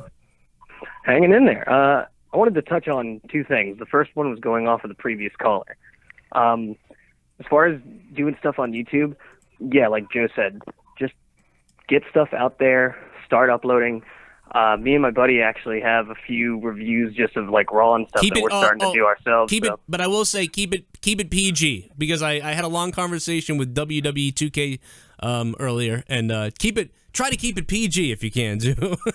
No, of course. Like, we're not going to go out there and start doing anything like demeaning or threatening. God forbid. But not that you have to. My main question was for Rich, and this is just going back into wrestling. Rich, and I wasn't sure if you guys have talked about it yet. Have you checked out Lucha Underground yet? I really haven't. I've seen a few things on TV here and there, like clips, or I shouldn't say TV, on the internet. This may come as a shock, or maybe it won't because it's 2016, but I haven't had cable TV for, 4 years now. So everything that I watched is either Netflix or Hulu or, obviously WWE Network when I was with them. Get the NHL in that package? I don't, because I wasn't home for a while as much as I was. I don't think I've missed a playoff game since on with the NBCSN app, which thanks to my sister I'm able to watch. But no, I haven't missed a game in the playoffs. But for whatever reason, no, I never got the NHL package. I've got an MLB package, but should have had the NHL. But anyway, yeah. But so just going back to answer your question, I haven't had cable TV in a long time. I don't think I've actually sat down and watched an entire episode Lucha Underground. I've certainly read about it. I kind of know what they're going after. I think it's a really interesting concept. Oh yeah, I mean, if you get a chance, you can just check out some of their matches on YouTube. They've got plenty of content on there. Just check out some of their matches. They're amazing. And JD, fucking love you, bro. Keep up your shit. Thanks a lot, man. Appreciate it. No problem. You guys have a good night, all right? Wait, hold on. We can curse on here? Oh yeah, we can say. Oh, Rich doesn't know. Rich doesn't know a lot of things. I think. I'm thinking that this is a family friendly. Oh no, we're being nicer because you're here, but this is a naughty place. Rich, you can be yourself, man. It's relaxed. You can say, you know what? Fuck Ryback, and then you can say whatever you want. What was the? I'm a big Simpsons fan. There was one where I think Marge asked Bart if he was working on his cursive or something, and he's like, hell, damn hell. So anyway, yeah. Okay. I'll keep it family friendly. You never know who's listening. I'm still trying to get another job. So. Yeah, that's true. That's a good point. That's the only thing I would mention. Actually, Rich, it's funny because I had a conversation with a guy earlier. I had a conversation with 2K, WWE 2K. I had a conversation with somebody else. Coincidentally, they both tweeted me and followed me recently, and so we had a conversation about what we could do on my show because of my content. Right. And so I run into this all the time. So with issues, because we are like, I would describe the show as Howard Stern of wrestling, but like maybe even more. Like I don't know. No one will be Howard Stern, but you know what I'm saying. Sure. So it's a little crazy. We had Bret Hart called a sex line the other night. Oh, no kidding, huh? Yeah, it was quite amazing. I need to go back and listen to that. I will send that to you, and you can enjoy Bret Hart calling. Yeah, but when things like this arise, and Rich is on the show, or we have a Vince Russo, it's like we go into the fourth quarter with our game faces on. You know? It's we're pumped. Well, and that's the thing. That's the thing that's been hard for me is, do I convert to PG like many of our friends on YouTube? I know a lot of guys. We all know a lot of people, that get invited to WWE events, or that get certain guests, or that get to do work with the video game. Whereas, unless I hit 2 million subscribers, I'm not going to be invited because my show's freaking crazy. So that, right. The Sam Roberts of the world, they're going to be okay. But over here, and he's on satellite radio. But so we compete with that. But you know what, Rich? I'll tell you right now. Doesn't he have like porn stars on his show and stuff? You know what? That's when I said Virgil tried to almost molest his co-host. Like, you know what I mean? So he gets the WWE guys. So I think I just have to be bigger. I think if I get to 2 million subs, I can say whatever I want. And JD, you have more subs than Sam Roberts, by the way. And I also want to say that I love my friends over at Wrestle Inc. and Wrestle Zone, but this interview with Rich is going to have 3 times more views than theirs. That's all I'm going to say. So we get more views over here than like half these outlets that get people in. They get interviews with wrestlers. They get interviews, and we have interviews as well. But it's like pulling teeth. And when you get them finally, but then you see them do Timmy Jones's podcast, and they get 80 views, and you go, this guy sat down for 3 hours and gave you 50, and he got 50 views. Oh man, I will say I talked to Nick Hausman the other day over at WrestleZone, and Nick's a really good guy, and he does a podcast with Brett too, by the way. It's really good. Really enjoyed my conversation with him. He seems like a good dude. He's dude. I love them over there. I joke with them all the time. But Nick does like 70 things, so he's like all of us. But I forget if that guy had another question. But anyway, we lost him. But I'm gonna take more calls because the people are just frothing at the mouth now to get over here. So wait a minute. Yes. So the phone lines are lighting up. The phone lines are open. The Call phone lines now. are lighting up west of the Rockies. Who's next? Duke Nukem. 864. What's up? Oh man, my call's actually answered. You got there is no screener here. There is no screener here. Dangerous as that is, it's what happens. Oh shit! First of You all, are I alive, wanna say, JD, I bought your Goon City shirt. I appreciate that, man. Thank you for the support. We gotta get Rich to look at the Get Off My TV shirt. Oh, I haven't got that one. I gotta get that still. Oh, boy. Well, thanks for the support. Yeah, no, Does it I got fit? a Because question. pro wrestling tees is, you never know. Does it fit? I think it fits pretty well. All right. Well, what do you got? What do you got for Rich, man? What's going on tonight? Well, I think you've been hearing how people always saying stuff like, "Oh, Finn Balor's coming up to the main roster then and now," And to me, it's just starting to piss me off. It's just like, will you guys just shut up and wait? So I was asking, does it bug you when people just get impatient and No. wanting these stars to keep coming up? And honestly, I don't want Finn Balor to come up at all because he's just going to go to the shit fest of a main roster that they have.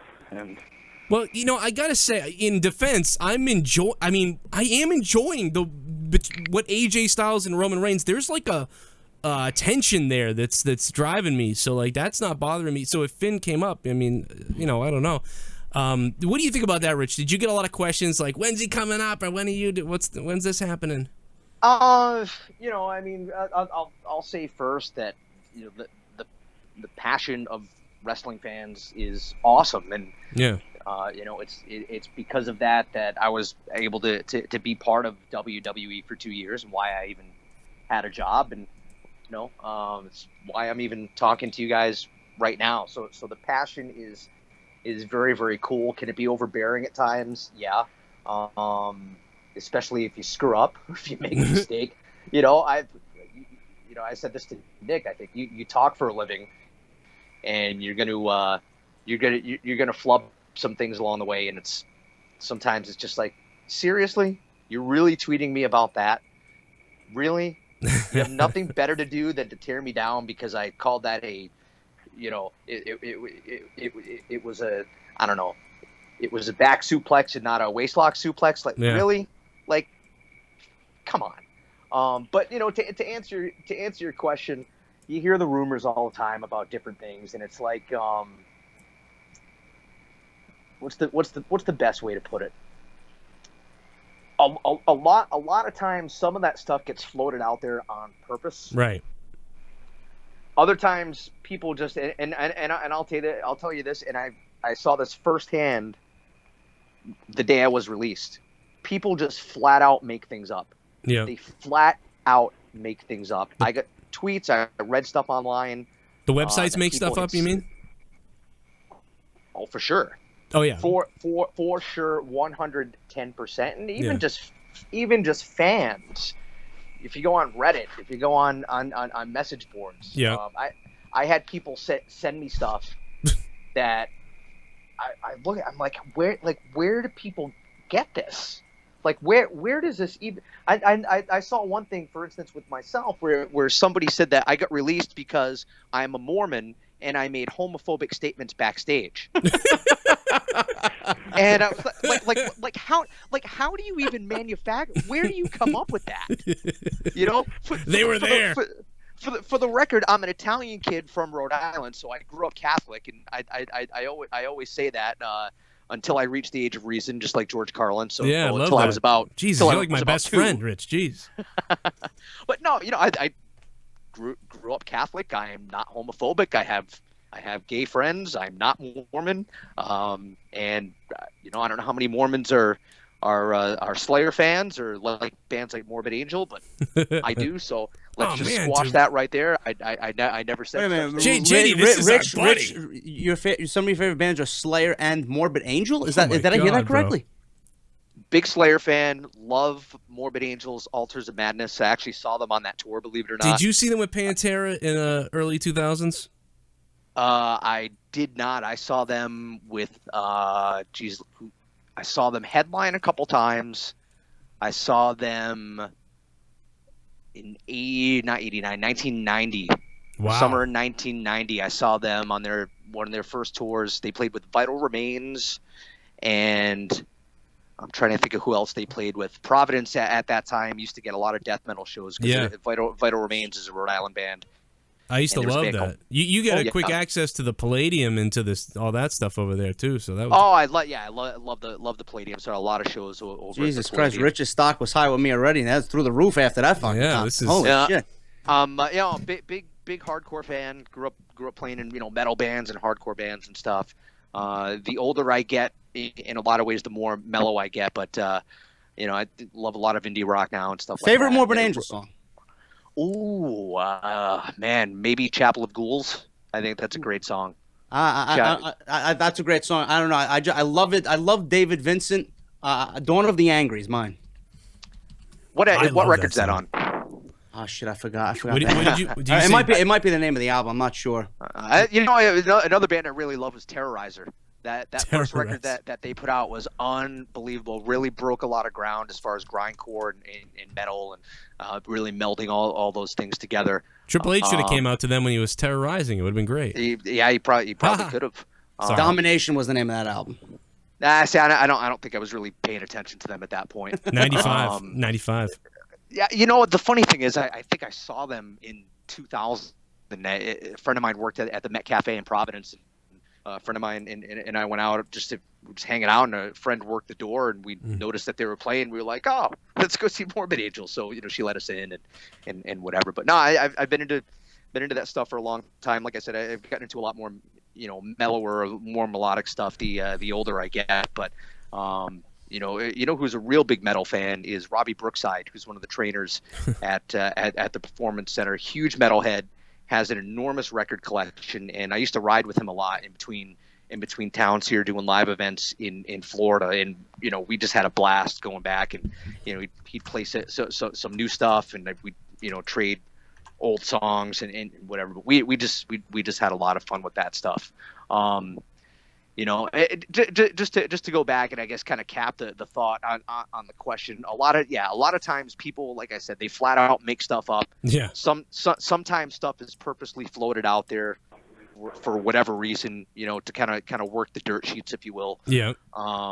Maybe sometimes it's to see how something, what kind of response something gets. I don't know. I'm not privy to that.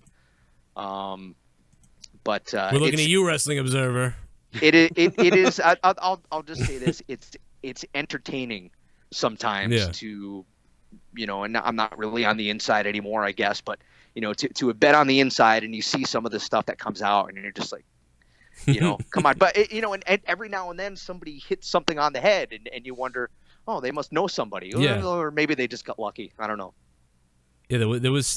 I remember there was some guy who was like dead on for like months. I don't know if you remember that guy, but I don't know what that was. Remember that, JD? Remember that guy? Which guy? That there was a dude leaking stuff that was like spot on, like for months. On Reddit? Yeah, was it the Reddit guy? I think his name was Captain Falcon or Mets fan forever, something like that. What was it? I believe there was a Mets fan, and then there was like a Falcon arrow. Yeah, yeah. For the longest time, to be honest, I really did avoid the dirt sheets, and I say that in all complete honesty. Well, I would too.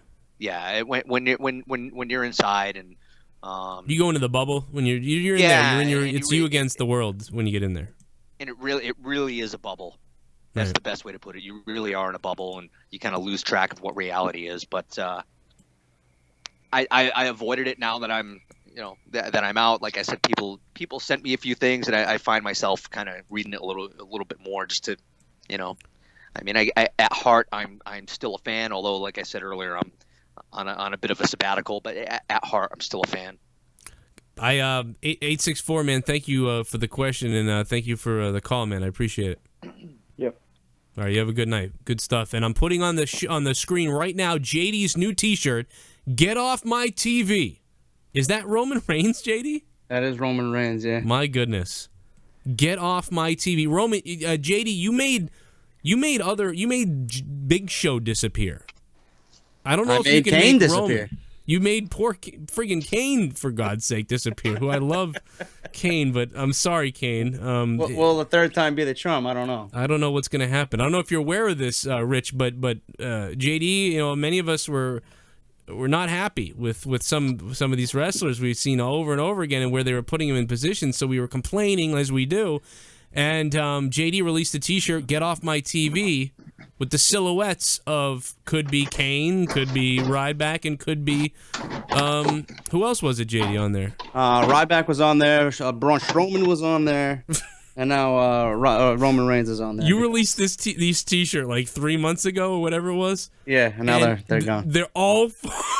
It's your fault. JD, you put a hex. I mean, I feel bad about Strowman. Obviously, is not. Nobody should be getting hurt, but which is unbelievable. Rich, there's a great question. Hold on. Wait 1 second. Yes. Strowman's hurt? Yes. I didn't know that. Oh yeah.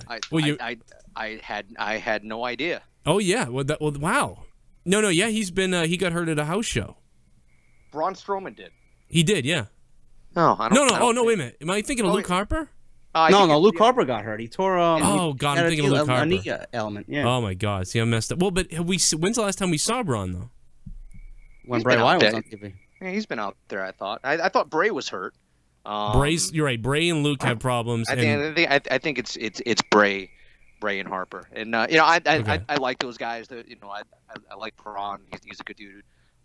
Funny thing is, the week after I got released, I flew actually up to Providence to see my parents and ended up going to a Red Sox game. A friend of mine works for them, so I was able to go and check out Fenway. But the funny thing is, as I parked my truck at the parking spot, as I'm getting on the shuttle, they scoot me up and go around to the other end of the parking lot to pick up somebody else, and who gets on the bus, but it was Strowman. I was like, oh, hey. That's great. Going to work, I guess, huh? Good for you. That's weird. That's funny, man. That's crazy. You should come get Rich over here at Nesson. We get you over here at Nesson. That'd be great. What is Bray Wyatt was so good, and he has so much potential. Like the possibilities with his character are endless. I know that you were calling NXT when by the time you got up to the main roster, so you probably weren't paying too much attention. But is there any? Were you just like, oh, this is great, he's up there, or were you ever thinking like, why aren't they using him better? The Wyatts had already gone up by the time that I got to NXT. I was always intrigued by the characters. I think it's pretty cool. Sometimes I guess sometimes you kind of wonder what they're doing with them. I don't know. I'm not a writer. I'm not a producer. Who knows? I'm not trying to slag anybody or whatever. But again, it seems like he can be a money guy, and sometimes you kind of wonder why he keeps losing. I don't know. Well, he keeps losing, and Dean Ambrose lost to a TV against him, so I don't know what the hell's going to happen. But the 585, you're on the show. We got Rich. Say your last name again for everybody. Your real last name. No, you have to say it. Oh no. Bikini. Yo, what's up? Bikini. Close enough. It's Bokini. Bokini. I got to get that. Like Bo Dallas. Yep. Bokini. Yeah. Bokini. Bokini. All right. Bokini. Yeah. Or if you want to, you can go Bokini. Bokini. Like you're in the North End. I'm 18%. I'm 18% Italian, but JD is 100% Sicilian. There you go. Yeah, there you go. Nice. Well, you're close, JD. Yeah. 585. What's up? Yo, I'm not my fault to interrupt y'all guys. I didn't know y'all were talking still. But yo, what's up, JD? What's up, Joe? How you What's doing, up, man? What do you got for us tonight? What do you got for Rich? One thing I want to say, Joe, can you label my number as QJD? I'm going to be calling sometimes once in a blue moon.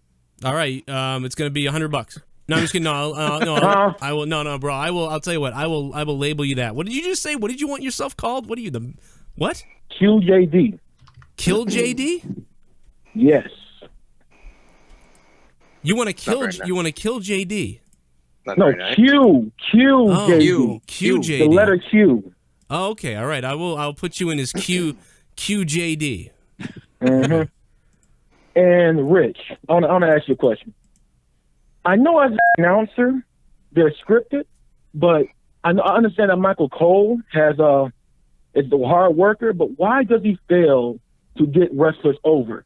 Like, for example, WrestleMania, he failed to get Shane McMahon over when he jumped off the Hell in a Cell. I don't understand why he fails to get wrestlers over.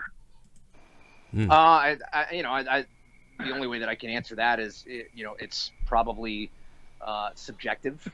Whether or not you think he got somebody over, announcing in general is a very subjective.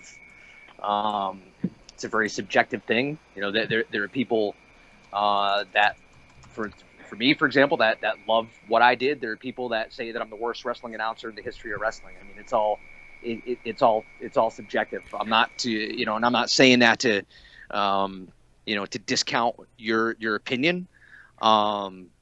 Well, you didn't. Wait a minute. You didn't. For the love of all mankind. You didn't like that? No, I think what a lot of people are upset about. Are you upset about? Let me dive into the caller here. Are you upset about the fact that you saw him looking down at his script during that call? I always see that. I don't know why he does that.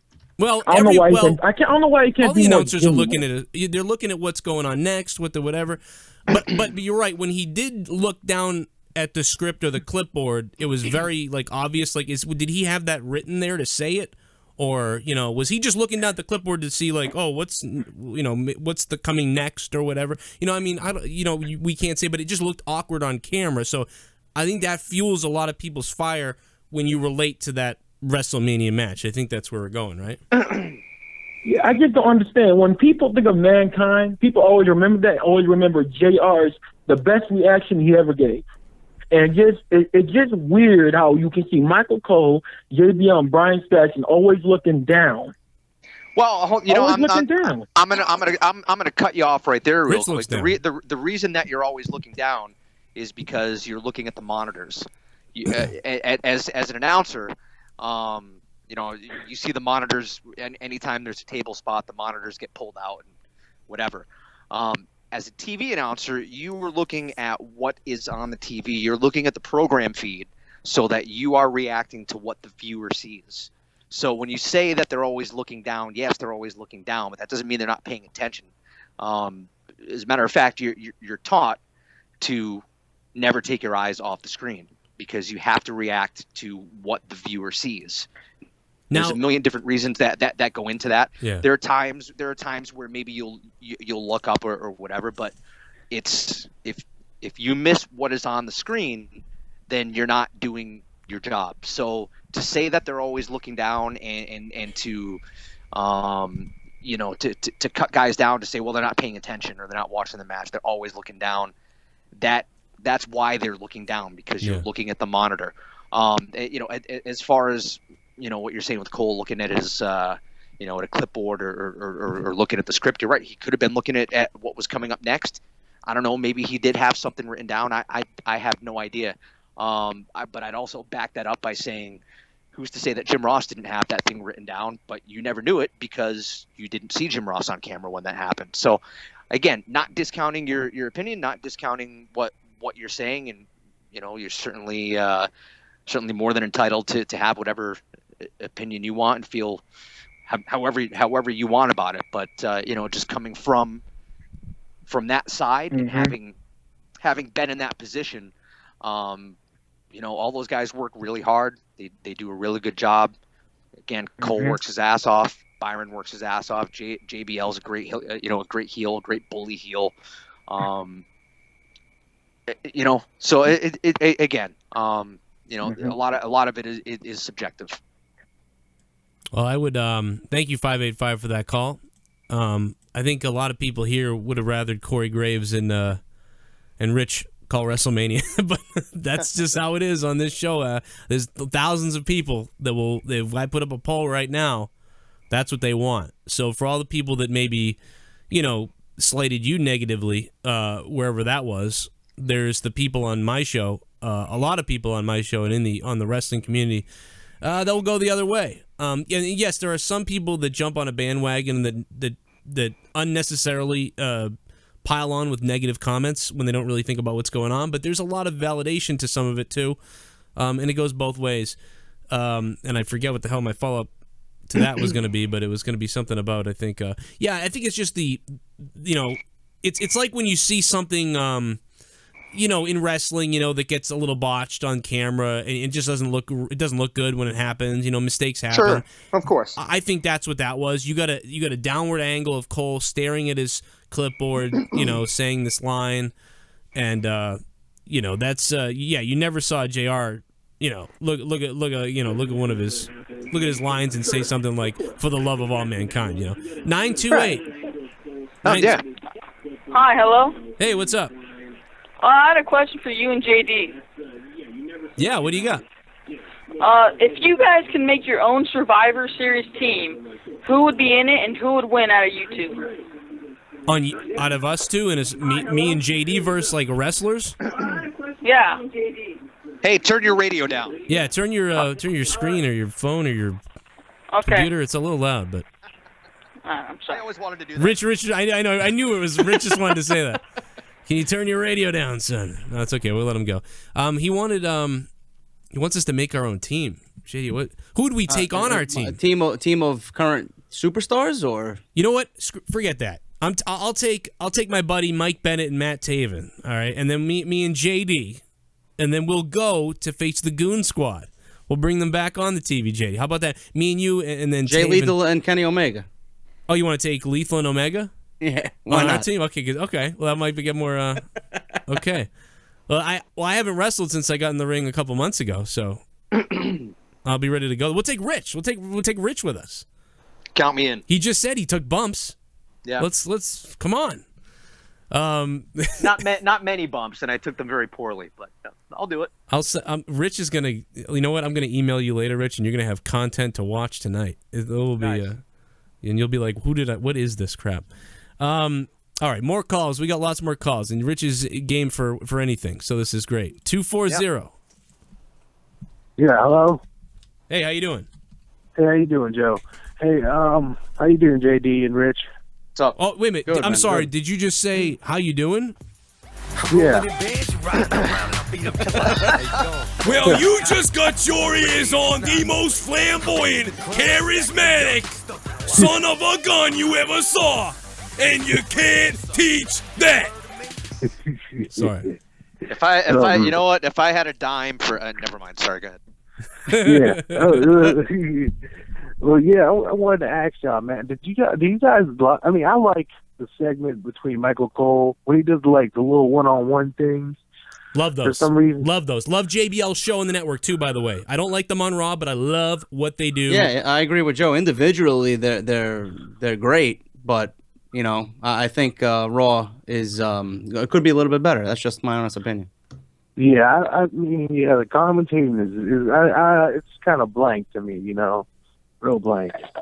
I just think it's I can't figure it out. Like something isn't syncing to me when I listen to I just don't get it. It's like all these people, you know, I think they're all talented. They've all had major success at some point. They still have good things that they do, but just something about that Raw, just I don't know. It doesn't connect with me. I can't deal with it, and that's just the way I feel. And I don't know what to say. But Michael Cole is so, like you said, so talented, so versatile. But when it comes to Raw, those guys there, it just doesn't work for me. But yes, in the back, one-on-one, whether they try to script an interview or whether they go more shoot type of style or whatever they do, those are great. And JBL's interviews on that show that he's been doing on the network, I forget what the name of it is, but... Yeah, Legends with JBL. Legends. I think, right? Yeah. Dude, so good. I know that, you know, I don't think Vince Russo's ever going to get on, but he's been doing a great job. I've loved it. In fact, I've wanted it to go longer. So that's how I feel about that. Right. I feel like he's got like a little Max Kellerman thing going on there. I like it. I love that, dude. I love that stuff. Does Rich, who produces those shows? Does Cole produce those? That's trying to think now. I know the web team is involved in that a little bit. Okay. Obviously they you know, it's they usually shoot it I think on Tuesdays I believe is when it's shot, but you know, I don't really know that it's you know, I think that's maybe like a throwback in some ways to some of the older stuff where guys have, you know, they kind of have bullet points. And they're allowed to kind of go out there and really dive into their characters a little bit and have some fun with it and free form and really get into some good storytelling there. Yeah, man. I think that show was great, and I appreciate the call, man. I'm gonna try to truck through some more calls so we can get just about everybody on here. 708. What's going on? What up, Joe? Glad I got through, man. Damn it, son! You got through to the most badass wrestling podcast. This is Stone Cold Steve Austin coming to you live from the Broken Skull Ranch. Oh yeah. What's I'm up, sorry. man? No, it's what's it's up out with of JD nowhere. too, man? What's going on, man? What do you got for us tonight? Ah, shit, dude. I'm really honestly like, I pretty much just watch the fucking pay-per-views. Yeah. From here on out, you know, like I really don't watch Raw and shit. And dude, like AJ Styles is like the best motherfucker to come around in his company in a long time. Well, and it kind of like pisses me off that like I hate Roman Reigns, dude. You know that shit. Well, He's gonna get buried. Like, so what are they gonna do with Styles? Because like, this whole thing is I'm like reading about the club or whatever the fuck they call it, and everything else like that. Well, to kind of add to where you're going with this, Rich, do you finally think that WWE is going to embrace what Roman Reigns really is, like with the fans? I don't think they're think he's they're going to kind of take a step back and try to push him as a face. Are they really just going to let him be? I have no idea. It's a good question. I'll tell you what. I can answer it. Go ahead. All right. I think they're going to please both sides of the fans. I think there's a core of those casual fans, the women and the kids, and they're cheering for Reigns. Let them cheer for Reigns. AJ Styles has that internet hardcore fan following. Let them cheer for him. That may be the easy thing to do. I fucking hate it, man. It sure I hate is. it so much. It sure is. My gut, just from watching it, is flip him heel. But yep, that's what we want. But why dude? What I gotta say is, why the fuck are the Usos in the main event picture? The fucking Usos. Like, what the fuck? Well, okay. Well, wait a minute.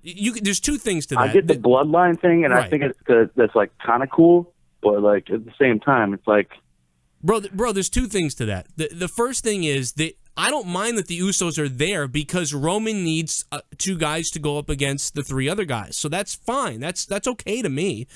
But if you make Anderson and Gallows look somewhat weak or like a couple of goons. That is where I have the problem, and that's basically all I'll say about that. Chad Ryan, what's up, Chad? How you doing? Oh, I'm doing good. What's up, JD? And how you doing, Joe? I am doing good. How you doing? Chad? What do you got for us tonight? Oh, I just wanted to. Is Rich still on? He's still here. He is here. Probably wants to What's go, up? but he's here. Hey, what's up, Rich? Hey, man. Hey, I was just wondering. Now that you're out of WWE right now, are you pursuing anything with New Japan or RH or Lucha Underground or TNA? Haven't talked to anybody yet as far as that goes. Obviously, there's like what Ring of Honor does. I think TNA obviously has a lot of upside in a lot of different ways. But you hear the rumors about whether or not they're going to be sold or whatever's going to happen with that. Yeah. I might have mentioned it before if I didn't. At this point, I'm kind of open to anything. If there's an opportunity in wrestling, I would love to do it. Again, it's something that's a very difficult thing in today's day and age to be a wrestling play-by-play guy and try to make a living at it, because there are only so many places. I guess there's always been only so many places to go. Yeah, that's true. I mean, if Ring of Honor called me, guys, if you're listening, I'm available. There we go. Oh, that's good. I would definitely like to stay in wrestling if there's an opportunity, and just kind of waiting and seeing what happens. I could end up back in hockey. For all I know, I could be driving an Uber in 2 months. I don't know. Oh, that's good. Oh man. Oh yeah. Hey Joe, you remember that picture I sent you the other night? I did. Yeah, your room is amazing, by the way. Oh, thanks, man. What did you? Yeah. I saw that you know what's funny? I look at your room and I look at all these lights that you have all over the place, and I think to myself, there's going to be a fire. And then you had a photo of your neighbor's house on fire, and I was like, I'm surprised it wasn't. I mean, I'm like you. Yeah. I love black lights and having the room set up like that. So I know what you're doing. I love it. Yeah, but the thing is, I don't have them on 24/7. I just turn like a select few. I got black lights on right now, so I'm just chilling out watching you two guys. And, yeah. Whatever the mood is, right? Did you enjoy the Clorox bleach, the squirrel nuts? Oh, dude, that photo was great. I forgot that it was you that did that. So many people retweeted that photo. They put it up on like Dude, it got retweeted by like wrestling. I forget what wrestling websites. They're just wow. Dude, it was awesome. It went up on Imager. It was on Reddit the other day. It's been all over the place because I took that almost like the Edge and Christian, like the photo op or whatever, and you guys went nuts with it, dude. That was awesome. What about the one I just sent you with the gnome? The gnome I haven't seen yet. Well, oh, okay. I sent one with the gnome and the 8-ball, and I'll have to look at that. Yeah, I just messing around, Yeah, that fire that happened, that was like months ago or a year ago. Oh, okay. I thought it was one of your black don't worry about ones. the house fire over here, right? Well, Chad, man, you got anything else before I let you go? The only thing I can think of is who you think's gonna win the World Heavyweight Wrestling Championship this Sunday? Man, all right. Well, like if Roman was heel, I could answer this better. I don't know. I think Roman is still gonna win. I'm gonna stick with Roman. Yeah, I think Roman's still gonna win. Which is maybe not. Maybe Payback was where they got us there, but no. I think Roman's still gonna end up winning. But if Finn Balor's coming, maybe there's something they're setting up for when Finn comes. I don't know. This is the first time that I don't care. I just want to watch Sunday and find out what happens, and I don't want to think about it and start breaking it down. I'm just gonna relax, try to enjoy it. And you'll see me live after WWE Extreme Rules, as always. We'll be taking your phone calls, and we'll see how happy or upset I am. We'll find out. So there's my answer to that. Rich, who's going to be the world champion Sunday? I don't even know who's in the match. AJ Styles versus Roman Reigns.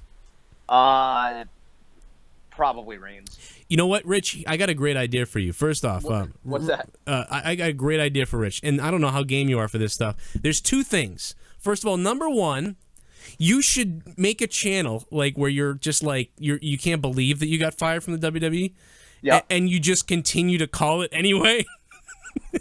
That would be awesome. That would actually be really funny. And like retweet that out, and then like we'd tweet it to all the wrestling sites, and they'd pick up on it, and it would be hilarious. And I think it could get some steam, and get a lot of steam actually. That's actually kind of funny. I wouldn't be able to show the video, obviously, though. Yeah, you're right. No, you can't because you're right. Because I couldn't either because I've been shut down for the dumbest things. But my Undertaker reaction, nothing was even on the screen. And my video got taken down and claimed. Really? By WWE, and I was like, well, I didn't. Wait a minute. Somebody from the office actually answered and helped me out with that though, but I couldn't put it up. But no, yeah, you should do that. It'd be so funny. And then at the end, you just start walking off, and you're upset. And I just think it'd be really cool. It'd be like those Tim White vignettes when he was killing himself. Yeah, I'd like to see something like. I think if you did do that, I don't know. We'll talk about that. That's funny. That's kind of funny. When you were let go, let's try to go into the comedic side of this if there is one. I think it's sure. I think I was fired. It's funny, huh? Yeah, it's not funny. But when you were let go, who delivered this news to you? Because it should have been Vince McMahon, but who delivered it to you? I don't. It's somebody from the office. That sucks. I don't know whether or not that's there's certain confidential stuff that I can't talk about. I don't know whether or not that is part of it. Would you rather have been? You would have rather been. I would have rather been fired by Vince. I can tell you that I received the phone call. It wasn't done in person, which wow. I actually kind of got a heads up the day before I got the letter. And I certainly did appreciate that. Face to face, I guess, in some ways would have been cool. But on the other hand, to not have to, so it was the day before TV 2 weeks ago or 3 weeks ago here at NXT, to get up and shave and put the suit on or whatever, just to go over there to be told that, thanks. That probably would have been even worse. That does suck, yeah. But if it was Vince, it would have been all right. It was a mixed bag for sure. And to be honest, I still don't really know why. Like I said, you hear certain things from people, and I don't get it at all. I got to tell you, I don't understand it at all. I like a lot. I don't want to say it, with you here because I know you're friends with a lot of people, but there's just guys that are there, and it's like, why is he not there? Like, I want to, like, I rage about things on here a lot, and I can't stand certain things, but that really drives me nuts, because it's just, people out there, it's wrong. Yeah, that's all you need to know. Rich Brennan not being in the WWE, but some of these other things that are there, people that are there, it's atrocious, dude. It's literally ridiculous. It's not because you're here. You can watch my show and I'm ranting about you other times. It's just infuriating. So I can't imagine how you feel, but I would have rather been fired by Vince, is my whole point, because it would have been cool. Because at least you got, Vince face to face, and he let you go. You get a fax or a letter. But Rich, I'm offering you the chance if you want. Yeah. I can fire you as Vince. Oh, would you do that for me? All right, I'm gonna do that. Okay. Oh my God. Rich, Mr. McMahon wants to see you. Okay, where is he? Well, he's right through that door right there. Can you go in there, Rich? Okay. Did I do something wrong? Rich, get your ass in here!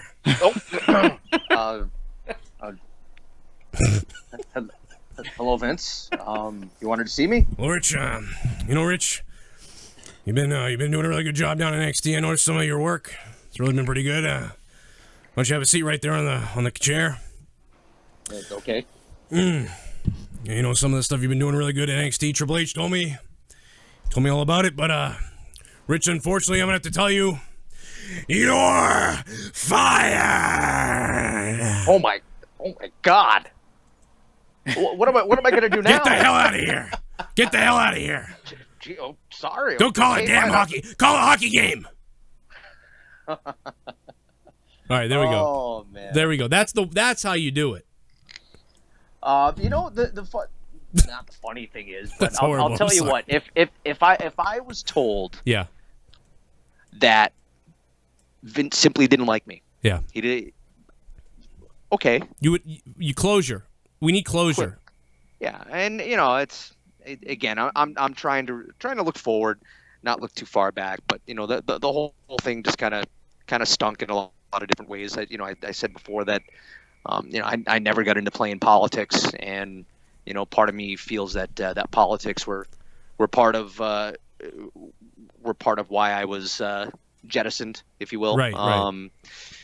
And infer from that what you want. I'm not really going to go into it besides that, but I do believe that there were politics that played into it. What about, again? Very competitive place, very cutthroat place, and if people are able to get ahead by doing that, more power to them. But that's not something that I do. I'd rather look myself in the mirror and be okay with myself. I couldn't do that. And you're right. I couldn't be stabbing people in the back. I couldn't be talking about people. I couldn't be making up little things here or there. I couldn't be, running behind someone trying to do everything to get in their good spirits. It's really quite a game. You talk about Game of Thrones on TV on HBO. It's like Game of Thrones in WWE from all the people that come on here and tell me about it. Yeah, I mean that's anywhere, right? Really, and any job there's politics. Obviously, WWE, like I said, it's a very, very competitive place, and I knew that going in. You know that going in. It's no secret. I'm not the first person that's ever alluded to it, or some people have gone into great detail about things. Again, I'm not out to air dirty laundry or mention names or whatever, but I've always tried to try to be positive around people, to try to help people, as opposed to kicking them when when they might have made a mistake, or when they were down, for instance. Again, it is what it is. It's a competitive place. You know that going in. I've seen it. And I'm whatever. Hey Jesse, what do you got, man? On behalf of the chat, what do you think about WWE piping in noise? Trying to edit out boos and such. Great question. Rich, let me set the mood for you. Yep. I have heard times where I know that there is sound piped in, but the internet has run rampant with conspiracies about this because of the mere idea that it happens.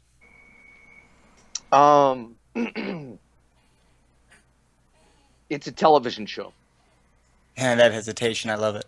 Well, the Indianapolis Colts, they play a football game on a television show. They pump the volume in. I think Rich, what everybody in the chat's trying to kind of get across, and we want to be respectful to you, and obviously to the WWE, but what we see on Monday Night Raw is what we would like to see on SmackDown. And what we see on SmackDown doesn't really resemble what we see on Monday Night Raw. That's certainly an interesting observation. Again, I say it is a television show. There are stories that are that are being told. I don't know. When you watch a comedy, are you upset that there's a laugh track added in? $100. It's donation Wow, time. I guess the donations are coming in. Is that the $100 donation coming in? That's pretty cool. Makes you want to dance. The Big Show's dancing. Awesome show, fellas. I feel like I need a wad of dollar bills or something. Oh my God. Going on. But I think Terry Funk could put the question better. I think they pipe it out for an agenda, pushing Reigns with a rocket to his ass. Well, I got good job, Terry Funk. That's amazing that you were able to get him on the line that quickly. I'm impressed. Oh, Amarillo, Texas, man. The phones over there are just. Have you ever been to Amarillo, Texas? I have not. No. I've spent plenty of time in Amarillo, Texas. Interesting place. Is it cool? Is it like? It's not really. But, no, it's a scary place for a guy like me, I bet. Look up the Big Texan Steak Ranch, and again, if you're a Simpsons fan, they did a spoof on it. But look up the Big Texan Steak Ranch and look up the Big Texan Lodge, which is attached to the steak ranch and restaurant. And just seriously Google it, see what it is, and then picture a busload of hockey players staying there, because that used to be the visiting team hotel to the Amarillo Gorillas hockey team in the Central Hockey League. I've spent many a night in the lovely Big Texan. That is awesome, man. Yeah. That, by the way, that donator said the donator's name. You can make your own name when you donate. His name was Rich, better than WWE. So. Well, thank you very much. Thank you. Just to kind of go back to that question, I say, it's a TV show and you're trying to tell a story. I don't know if the analogy that I said, do you get upset if there's a laugh track piped into a comedy? It is what it is. The thing is, I don't think they do it for everybody. I think they really do it because it's the same. They hold back a lot of the talent. I mean, they're trying to push Roman excessively. They only do it over the booze and stuff. Like, they don't want it to be organic. They fired. They want to have so much control over it. They got rid of Sandow, who got real chairs. Any time that the crowd is passionate and part of it, it certainly adds to the presentation. In my opinion, I don't think they. I see, Rich. I think they might be separated. I think one of the things is piping in noise to make the show seem more lively is one thing. I don't think that's what people are getting at. I think people are getting at they're like, the fans are booing Roman on Raw, and then on SmackDown all of a sudden this cheering noise comes out for him. I think that's where people are upset. Not that they're piping in noise to make the TV show more exciting. When I went to SmackDown in Boston, actually, in Boston live, there was a lot of cheers for Roman live, like in the crowd. So I mean, that was, and Rich, and I'll tell you, then I saw all the comments like, "Oh, they're bullshitting us. They're piping in the shit." Like, and I was like, "Well, actually, but funny enough, that was because the SmackDown audience is more family audience and more people who are maybe more casual fans and stuff like that." Because people that are like, I'm a hardcore WWE, I've been watching for years, they're not going to SmackDown. They're either going to Raw or NXT. Probably, yeah. So, I mean, I don't know. That's where that came from. Yeah, I mean, Roman, he definitely gets mixed reactions, and he is one of those guys that I think given time that, again, you probably either love him or hate him, and at the end of the day, as far as wrestling goes, that's what you want. He does draw a reaction, and that's what it's about. Yeah, that's the thing is it's not going anywhere because he's going to be the new Cena with that. I think he's just basically the new Cena with that cheer and boo. How was it? What was your interactions like with Sasha Banks? Because I've just been following her for so long. She was in a school that I was in at the same time, and I was so happy to see her go down there. What was it like watching that women's division just really kind of transcend or just transition? That was awesome. Sasha's really cool. I like Sasha a lot. You know, I'm friends with her fiance as well. Really good guy. So I was, you know, very happy to see her doing well, and very happy to see all the women, you know, come up to the, you know, main roster, Raw, SmackDown, and do well. That women's division for the time that I was in NXT was it was electric. You know, Charlotte had some great matches. Bayley, Sasha, Becky Lynch. You know, Becky's really cool as well. I really like her a lot. It was exciting for me in a lot of ways to be able to kind of be on that ground floor of the rebirth in many ways of women's wrestling in WWE, from being treated as, you know, popcorn matches or not really given much respect to, you know, to showing, hey, you know what, like, you know, these girls can go, they can wrestle, they can put on entertaining, emotional matches that mean something. And we've seen that here and there in the past as well. You probably got to go back 15 years or so for some of that stuff before. But, you know, even Mickie James and Trish had some great matches in WWE. Yeah. But, you know, to be able to see the women's division treated as a serious entity as opposed to, you know, for lack of a better term, TNA on TV. And I don't mean TNA like the company, you know, to be treated as eye candy. This, you know, that had its moment, it had its thing, but I think that we're beyond that, and you know, it was definitely exciting to kind of be there on the ground floor of that. And you know, do you feel that some of the booking and the direction that they go is sort of like directionless at times, and it just yeah, I don't know. It just seems like it's floundering, and I mean that's, you know, part of that has to do, you know, the show in general. The fact of the matter is you're writing for Triple H say this as well. You're writing 3 hours of Raw. You have 2 hours of SmackDown. You have an hour of main event, which is, you know, it's not really booked storyline wise. It's just kind of some of the extra matches. Main event, I gotta say, and I'm not just pumping this up because I did the show for a while. Main event actually had some really good matches that not a lot of people noticed or saw, because unless you have Hulu, you don't really get main event in the US. But there were some really, they didn't really waste good... much time. There was like, no promos really on that show, right? No, matches. you know, yeah, maybe one promo.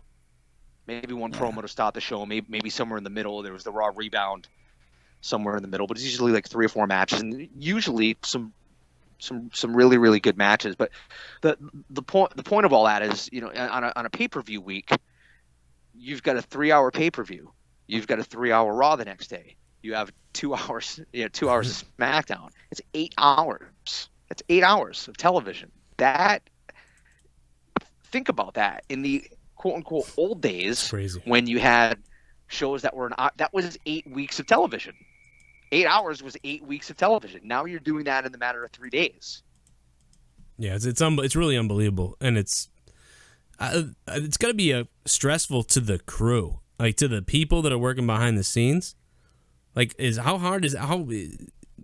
you see in SmackDown? Did you see that? Because what would it be like if SmackDown were to ever go live? Would that be just impossible? The problem with that is if you did it live on Thursday, you have to essentially have 2 different crews to do it, or you've got, just logistically, you have your camera crew, you have your backstage crew, you have all that. Essentially, you'd be flying people out on Sunday, they'd be working Raw Monday, flying home Tuesday, flying back out Wednesday, working SmackDown Thursday, flying back home on Friday.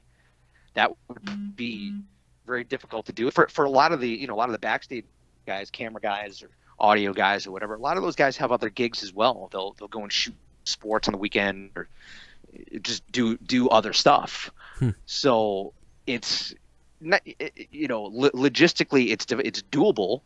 You could do it, but even financially, the amount of money that you would spend just on flights alone would be astronomical. So, I mean, could it go live? It's WWE. Anything's possible, and that really is the truth. Anything is possible, and the only constant is change over there. But it would be very, very difficult to pull off. Who knows? Could they do it? But when you talk about storylines, though, and again, and that's the first time that I've ever really even put the words together, saying that you have 8 hours of TV, and in the old days that would be 8 weeks of television. Even if you just take away the pay-per-view, and you say that you have a 3-hour Raw and 2 hours of SmackDown, that would literally be a month of television. So you would have a month to advance all those stories. Now you have to do it in 2 days. Right. Or I shouldn't say now you have to do it in 2 days. Now you have to find a way to extend all that stuff on a much grander scale and fill all that time. So there are challenges there for sure. Well, Mr. Tyler Black is now joined us. Tyler Black, how you doing, Tyler? I'm good. Big supporter of the show. Support us on patreon.com/Joe Cronin Show. You can find JD on patreon.com/JD from NY206. So what's up? What's up, Tyler? What do you got? Well, I was shocked when Witch got fired. It shocked me. Yeah, man. You were shocked like a lot of people. I remember I remember Twitter. Yeah, I was shocked. Well, Witch, do you think that WWE was stressful when you worked for them? There was definitely some stress there. There's no doubt about that. There's a lot of different stresses that maybe people don't even really think about sometimes. For example, I mean, just being on the road every week can be difficult. And as an announcer, you have it a lot easier than the talent does. The talent flies out, say Thursday, maybe Friday, depending on sometimes Saturday morning, but they've got shows Saturday, Sunday, Monday, Tuesday. Yeah. Get home Wednesday. You get home whatever time you get home on Wednesday, and then for them they're back out probably Friday, Saturday. So you're not home very much.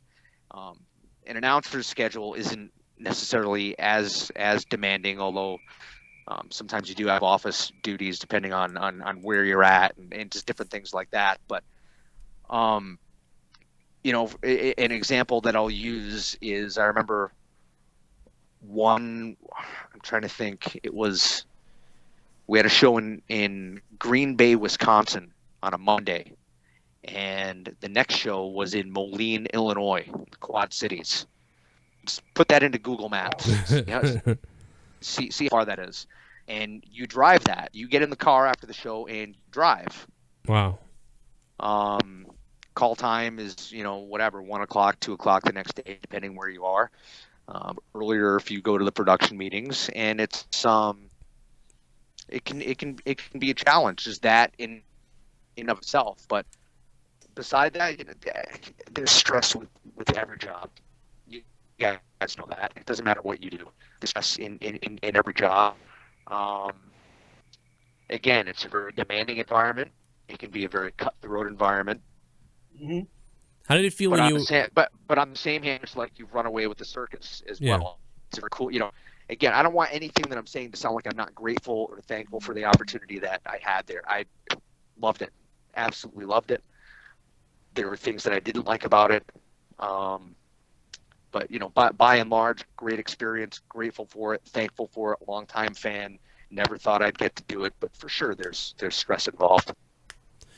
Tyler, man, I appreciate your camera looks great tonight, by the way, Tyler. But what was that? I said, "Go." Oh yeah, your audio's not so good, but your camera looks great. It's that connection. It's not you, Tyler. It's just a connection. That's all. It's just the internet. Just how it goes. I know. I like your T-shirt though, man. I'm gonna let you go. Oh, thanks. It says straight out of Tyler. That's what it says. Straight out of Tyler, baby. What the hell does that mean? I don't know. I don't know, but I got it off Amazon, so. I like it. Oh my God, man! All right, Tyler. I'd almost be willing to bet that that's straight out of Tyler, Texas, but I could be wrong. It could be. Is it straight out of Tyler, Texas? Yeah. Nope, I'm from Michigan, so. All right, man. Tyler. I'm from Plain State. Thank you, Tyler, man. I appreciate it. Thank you for supporting us as well. We really got to get out of here. I got to be honest. I'd like to stay here and just continue on. The phone calls I can't even see the screen, but the phone calls are blowing up. But we got to put some kind of cap on this thing, or I'll never get up for my other job tomorrow. Time to. I'm going to do my 40-hour grind tomorrow. So. Lots of fun, right? Oh, it's good, but you know what? It's good. It's all good. I'm barely alive. JD's barely alive as well. JD, you got anything you want to finish up on before we get out of here? I'm good, man. I'm actually awake. The double I don't know what I had. I had a huge coffee before the show started. But really, if we're getting out of here soon, I want to personally thank Rich for coming on the show. It means a lot to me, and Joe being small fish in a pond on YouTube to have a credible name as yourself come on the show, and it sucks that you're not there anymore, but I'm glad that you got your voice out there, and someone out there is going to pick you up in a heartbeat, man. It's gonna happen before you even blink. So I'm grateful we got to listen to you in WWE, and wherever you go we will listen. And I do have one question. It is generic, but Sure. I have to ask it to everybody. All right. If you can pick your favorite match in wrestling, old school, new school, what would it be and why? Oh man. Wow. Because I could tell something like that. It's like picking out a favorite album or a favorite song. People narrow it down to like maybe 5 or 6. I'm gonna tell you right now. I pinpoint one, and I stuck with it for the last I don't know how many years since it happened. Taker, Shawn Michaels, WrestleMania 25, best match I've ever seen. Oh man, let me think. We're gonna stay on the air, by the way, guys. You guys are demanding we stay on, so you know what? I'll stay on a little bit longer. You guys want donations too? The donations are up, so if you have been frothing at the mouth to donate and do something, go for it. The donations are live, so there you go. I'm trying to think here. Again, recent memory. You asked me what my favorite match to call was, and I told you Sammy and Neville. I thought that was an amazingly emotional match for a lot of different reasons. Going back old school, maybe when Dusty beat Flair for the title inside the cage. Wow. What was it? What was that? Was At that Starrcade? 85 or 86? 85, right? Yeah, it might have been. I think it's 85. Dude, I was one then, so. Rich, by the way, I thought you were younger, so you look pretty young. You're gonna get picked up. No, I appreciate that. I believe it was Starrcade 85. I think. Yeah, I think it was. But yeah, anyway, yeah.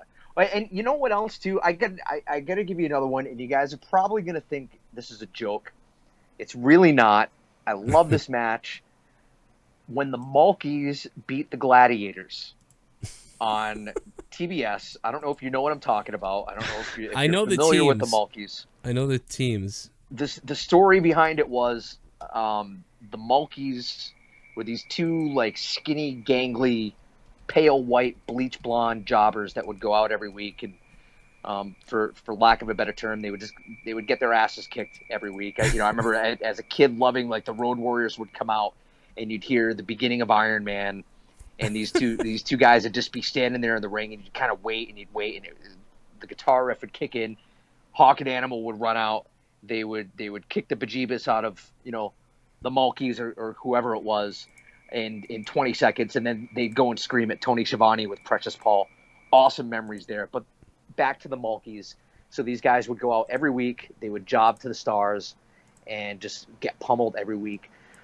So for, 3 or 4 weeks or whatever it was, Schiavone and I think it was David Crockett at the time, they were talking about the West Coast champions, the Gladiators. Oh, the Gladiators are coming. Oh, these guys are a big deal. They're the West Coast champions. And you heard about it for weeks, so you thought they were this big deal. So out come the Gladiators, and there were these two guys in one-piece leotards with masks on. The masks, yeah. And I believe Baby Doll was the manager. She may or may not have been with them at that point, but they came out and they did a spot where one of the Gladiators went to go pick up one of the Malkies from the after dumping him out. They pick him up. Well, the other Malky was kind of, on all fours behind him. The other Mulkey that they went to get was the legal man. Gladiator trips over the other Mulkey, and they count 1, 2, 3, and it was the most amazing. Felt so real, and that was kind of the lead up to the Jim Crockett Memorial Cup, which I believe I think the first one was 87, so that had to be March of 87 or something like that. But that maybe 86. I don't remember exactly, but I do remember sitting there watching that, and just the most amazing reaction. And I'm sure everybody else watching on TBS that night probably had the same thing. It was truly, you go back or you fast forward to 93 or 94 or whatever it was when the 1, 2, 3 kid comes out, beats Scott Hall on Raw. I was going to say the money. That's yeah. It was one of those moments that was like, come on, no way. Right.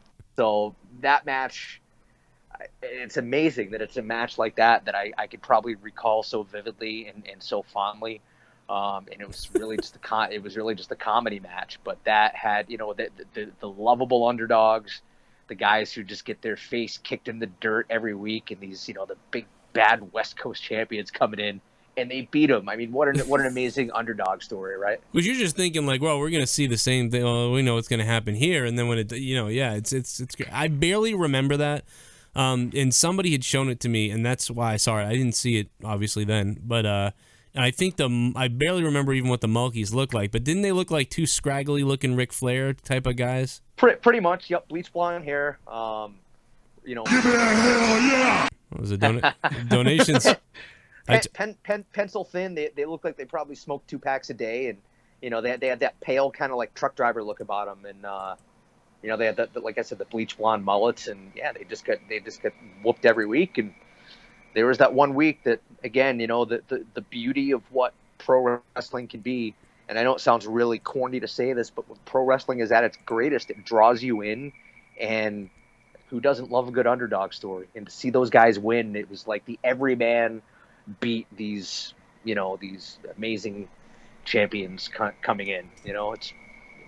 Yeah, it was that is really cool, and that's just, and for me, yeah, I attribute it more towards like almost like Barry Windham getting a win, not Barry Windham. What am I talking about? Barry Horowitz getting a win, yes. Or the 1, 2, 3 kid, or when the 1, 2, 3 kid, dude, when he took the money that time, when he just like when he didn't, I don't think he pinned Razor in that one, but I was thinking of the one where he just took the money and ran. I don't even know that I remember that, to be honest. Oh my God, it's so funny, dude. Like, he's in a match with Scott Hall, and they do a spot on the outside where they have to pull the protective mat up, and and he does that back body drop thing, and then a little while later, Kid's on the top rope and he jumps off, and they mistimed it, and Kid fell. He slipped off the top rope because he was trying to hurry, and he hit his head off the freaking cement, dude. Wow. And anyway, he's kind of discombobulated, but at some point, Razor put this money on the line. If you can beat me, you can win $10,000 of my money. And instead, out of nowhere, Kid just jumps out of the ring, grabs the money, and runs away. That's awesome. And I'll never forget Randy Savage just being like, awesome! Like, Savage just out of nowhere. Oh, that's great. It might have even been Heenan was there at the time. I don't remember. I don't think he was, but the commentary was great there too. That's fantastic. All right, so thank you guys for the donation. I turned them on. I thought people wanted to do it and they wanted to go for it, but I think we really got to get out of here. We're gonna just stay up all night, and we're gonna have problems. So I want to thank you, Rich, so much, man, for coming on. You gave us a lot of cool takes, a lot of cool stuff, and obviously, stick around for a second, and we'll give you a goodbye off the air, but. Thank you guys for listening. Rich, we got to plug stuff for Rich here because people want to find out about Rich. So actually, you know what? Before we go, I do have one more thing. We have a segment on here where we like to tweet at people, and I definitely think we should still tweet Emma. So if anybody can continue to tweet Emma, that'd be nice. Oh, here we go. We're gonna get. Here comes Shane. We're getting donation stuff. Rich, I am curious. Do you have any interesting stories you can share that involve CM Punk, Hunter, and Vince? Also, did anything interesting happen after the CM Punk podcast with Colt? Also, thank you for coming on the show, and thank you, Do and JD. Thank you, man. Wow, you asked about 9 questions. Oh, Rich, here we go. Here it comes. Hey, JD, what's your opinion on Uncharted 4? Will you upload? JD, real quick, what's your opinion on Uncharted 4? You must love it, right? Best game of 2016. All right. Any interaction with CM Punk at all? I don't think so, right, Rich? Not that I saw. That's what I thought. I didn't think so. By the way, Colt Cabana, if you're listening, you're supposed to be on the show in April, bro. What's going on? Hit me up. Colt Cabana, let's go. Where's my contact to Pro Wrestling Tees? Get on him. All right, guys. We really got to get out of here. Come on. Let Rich go. Oh, my God. Jeez.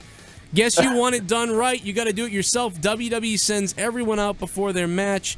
It starts in Gorilla. They say, get to make him look strong. Okay. Jesse Third Personality. Wow. Thank you for the donation. My God. Rich, maybe you could just... Maybe Rich should ask... Rich, you're going to start... From now on, anybody says, like, hey, want to come on the show? Rich, you say, it's $200. I should do that now, shouldn't I? You- I should try. yes. I should charge a fee for these things. Especially for the first one you ever did. Joe, I think Rich is part of the JCS family. He's just an awesome guy to listen to. Great commentary voice. Who is Rich's favorite WWE superstar? Favorite WWE superstar, man. Big fan of The Undertaker ever since he debuted. Big Undertaker fan, for sure. The perfect choice. I'll go with Taker. You know, it's like music. I like a lot of different. I like a lot of different wrestlers for a lot of different reasons. WWE, WWF, whatever. I'll go with. I'll go with Undertaker. We're gonna go with Crockett. Favorite tag team, the Road Warriors, without a doubt.